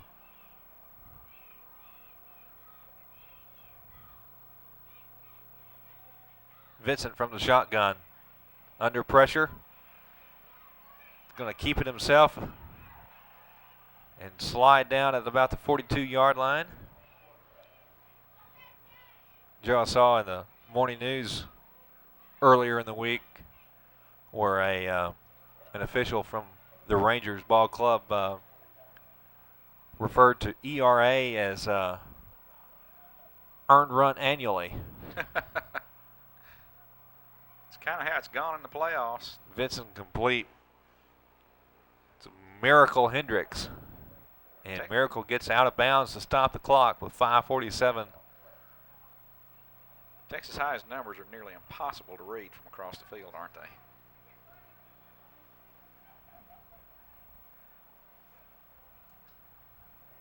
They do kind of wash out a little.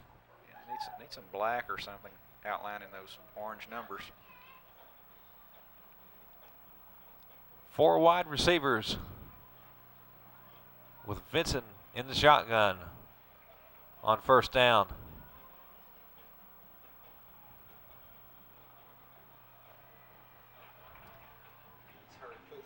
Linkovich unable to hang on to the ball. Yeah, and I think Mr. Linkovich heard some footsteps. That's the point Dale made, yes. From the I agree. Previous hit that he had earlier in the game by Rod Hill, and it was the same number 23 that had his sights on him.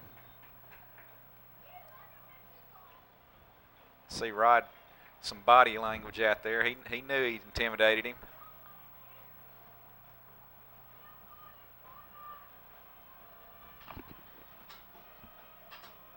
Vincent intercepted. Elvin Weekly. Fourth turnover on the night for the Tigers.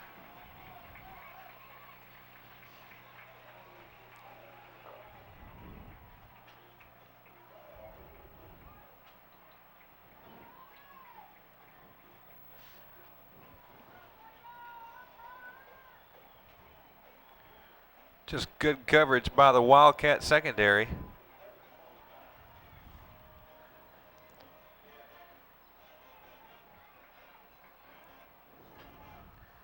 Tigers started to get one-dimensional. And when you can't run the ball. There's Elvin. The defense can make plays like that. Clock is down to 7 seconds, and the Wildcats are forced to burn another timeout. It's their final timeout. Coach Rainey's a little upset, and understandably so. You coming right off the sideline, and can't get the proper personnel in on time. Somebody's probably just not paying attention. Coach Rainey's getting their attention at this time. But hats off to this coaching staff. They have really done a great job of preparing this team for this game. This is as ready as I've seen a Wildcat team, and that's not anything negative in any way, but they were as ready to play as any Wildcat team I've ever seen play tonight.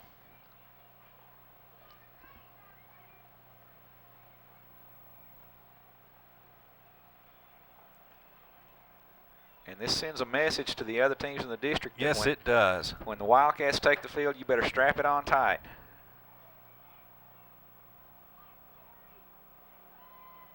Kevin Morrow across the 30-yard line.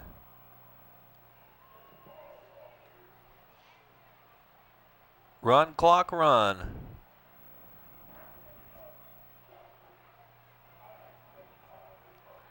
Well, just as I say that, Texas High takes a timeout. Well, that's fine. They can only do it so many times. Wildcats will travel next week to Mount Pleasant. North Lamar Panthers will be in Texarkana playing these same Texas High Tigers.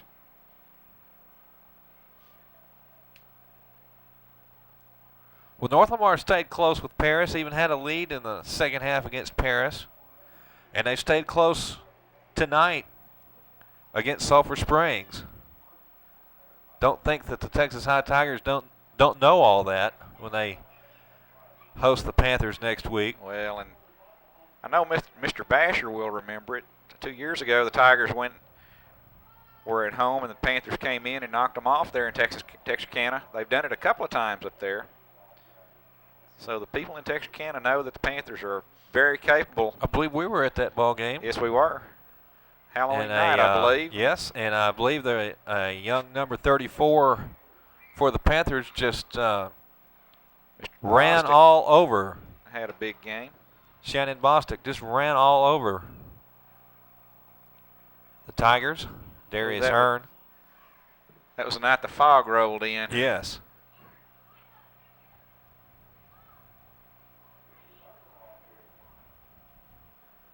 And we were in the crow's nest. Yes. Above the main press box.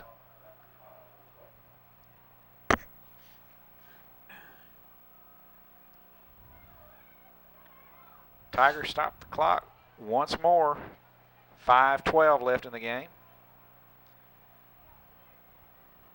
Sandricus Dixon, Rod Hill taking a breather.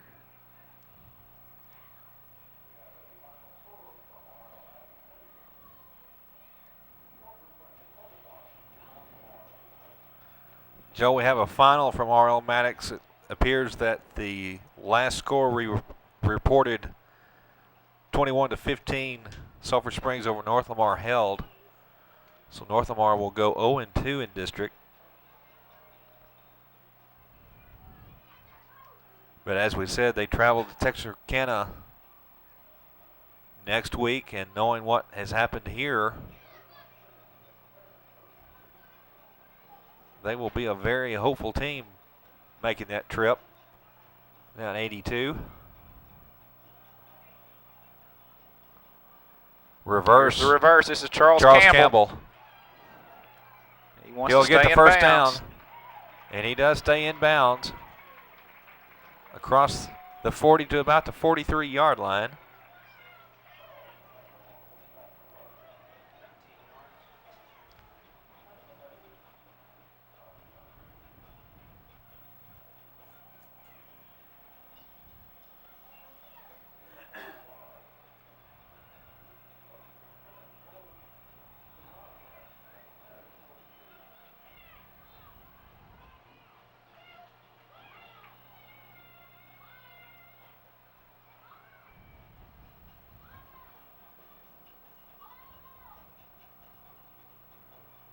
Thomas Battle picks up a hard 1 or 2 yards. Aaron Thompson, the sophomore, makes the initial contact.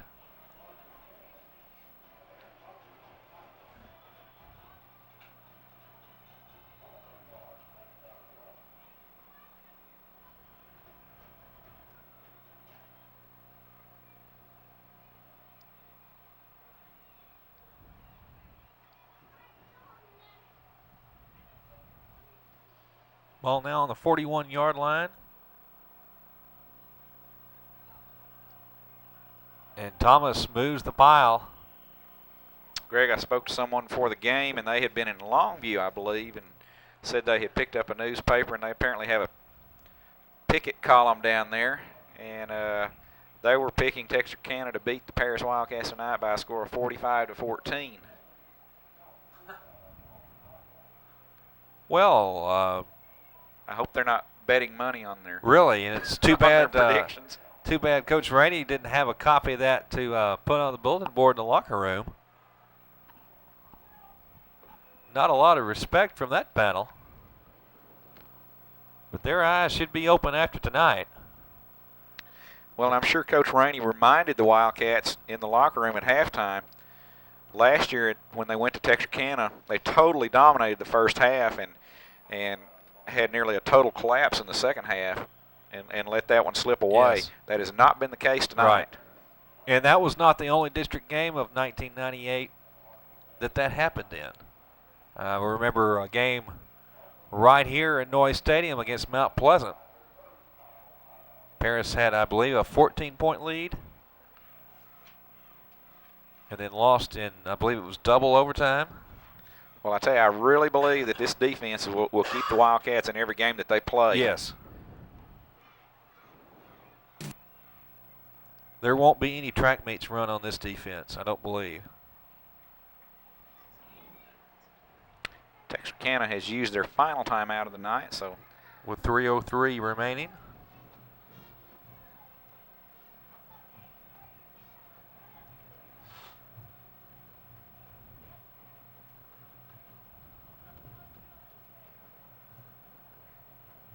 And Joe, this looks like a team that isn't satisfied yet either. they've got some lofty goals and they've got a chance of getting them. Coker's punt is blocked. And it's going to be fielded returned on the for a fly. touchdown.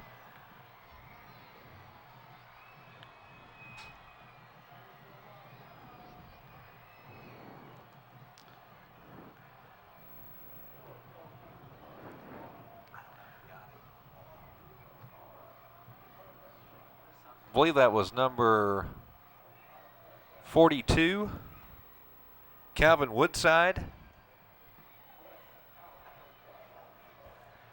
Well, the Wildcats need to be getting ready for the onside kick. This is not over yet. As I said earlier, to pull a comeback like that, you've got to have some help on special teams, and they're getting it. Yes. Well, if you'll remember, Joe, the first touchdown came as a result of having only 13 yards to go after a bad snap on the punt. Yes, it was. So you can essentially say that both scores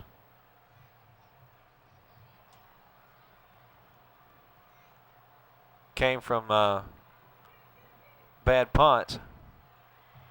Conversion is good. Linkovich on the reception. And Paris now with a 28-15 lead with 2:52 remaining.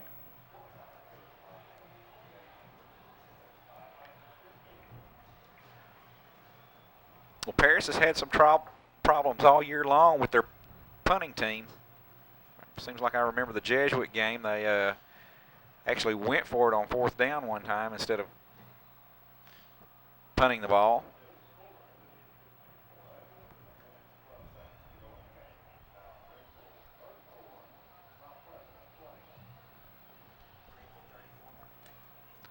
Looks like the Greenville Lions have the their game well underhand.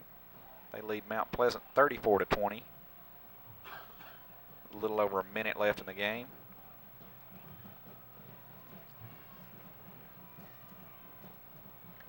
Wildcats will get all their hands people up close to the 50-yard line.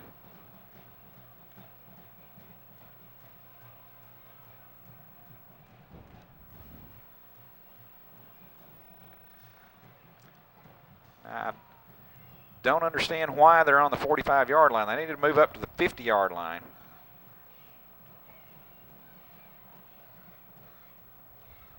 Now they start to move up there.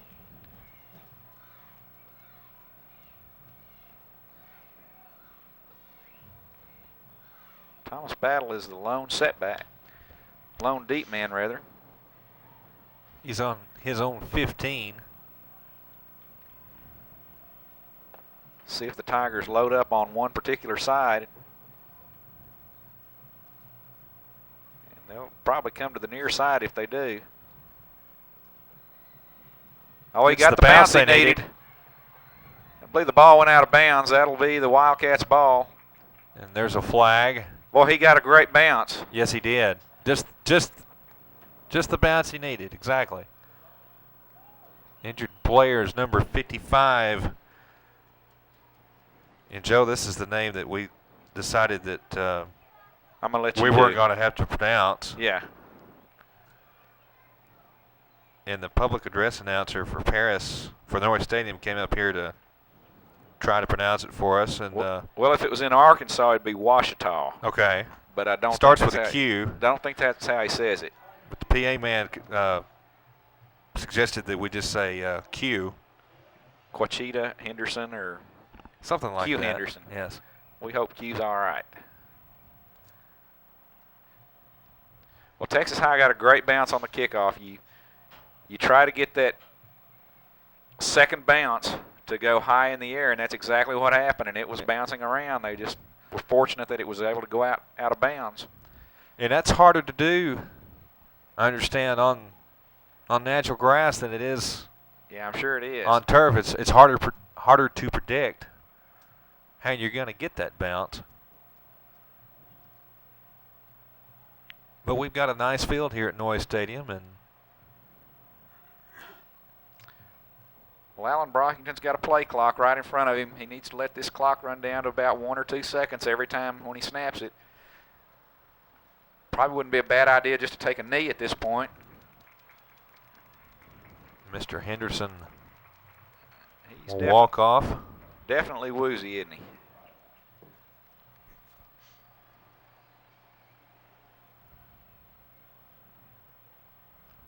I don't think a tape of this will make it back to the Texarkana area, but in case it does, we apologize to him for not being able to pronounce his name any better than we did.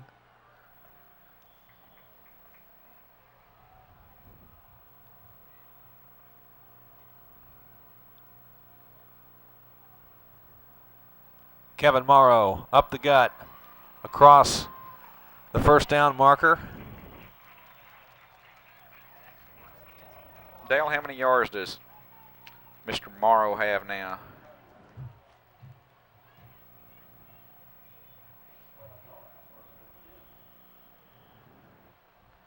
$44.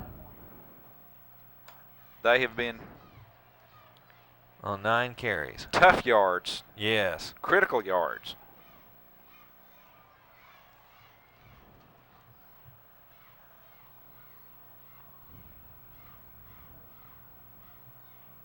And he'll take the ball again.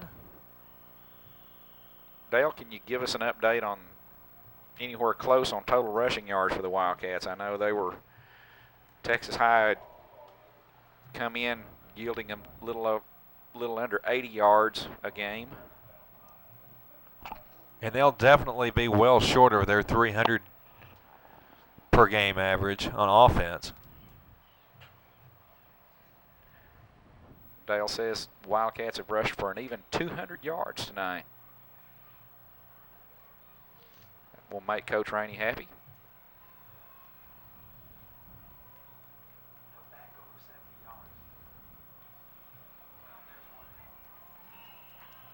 Darius Hearn now over 70 yards for the night. He is the leading ground carrier for the Wildcats, so that tells you that offense has been spread around very well. 76 yards. 21 carries. So they've all been tough yards.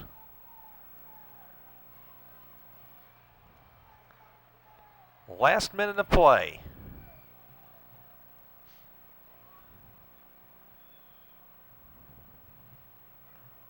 Morrow stood up at the line of scrimmage, but he keeps moving, keeps fighting. He's going to keep on doing that until the final gun, Joe. I sure wouldn't want to punt it here. I believe we're probably going to go for it. 25-second clock is not starting. Now it starts. There is about a 6-second differential on the 25-second clock and the game clock. So even if the Wildcats don't make the first down, it's only a little over a yard.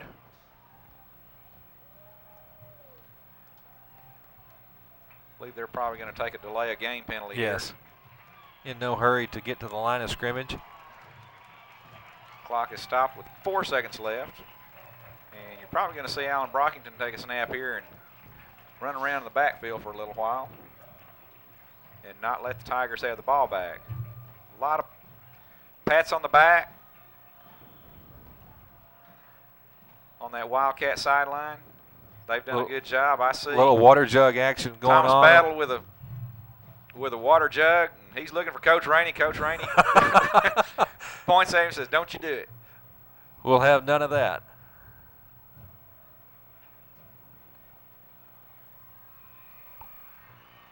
Incomplete pass ends the ball game with a victory for Paris High School, 28-15 over the Texas High Tigers.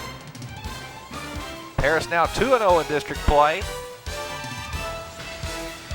Texarkana falls to 1-1. Well played ball game by the Paris High Wildcats as they get ready for district action next week. For Joe Eigelhart, this is Greg Cunningham saying goodnight from Noyes Stadium. Stay tuned for more quality programming right here on FBC TV Channel 16. Good night.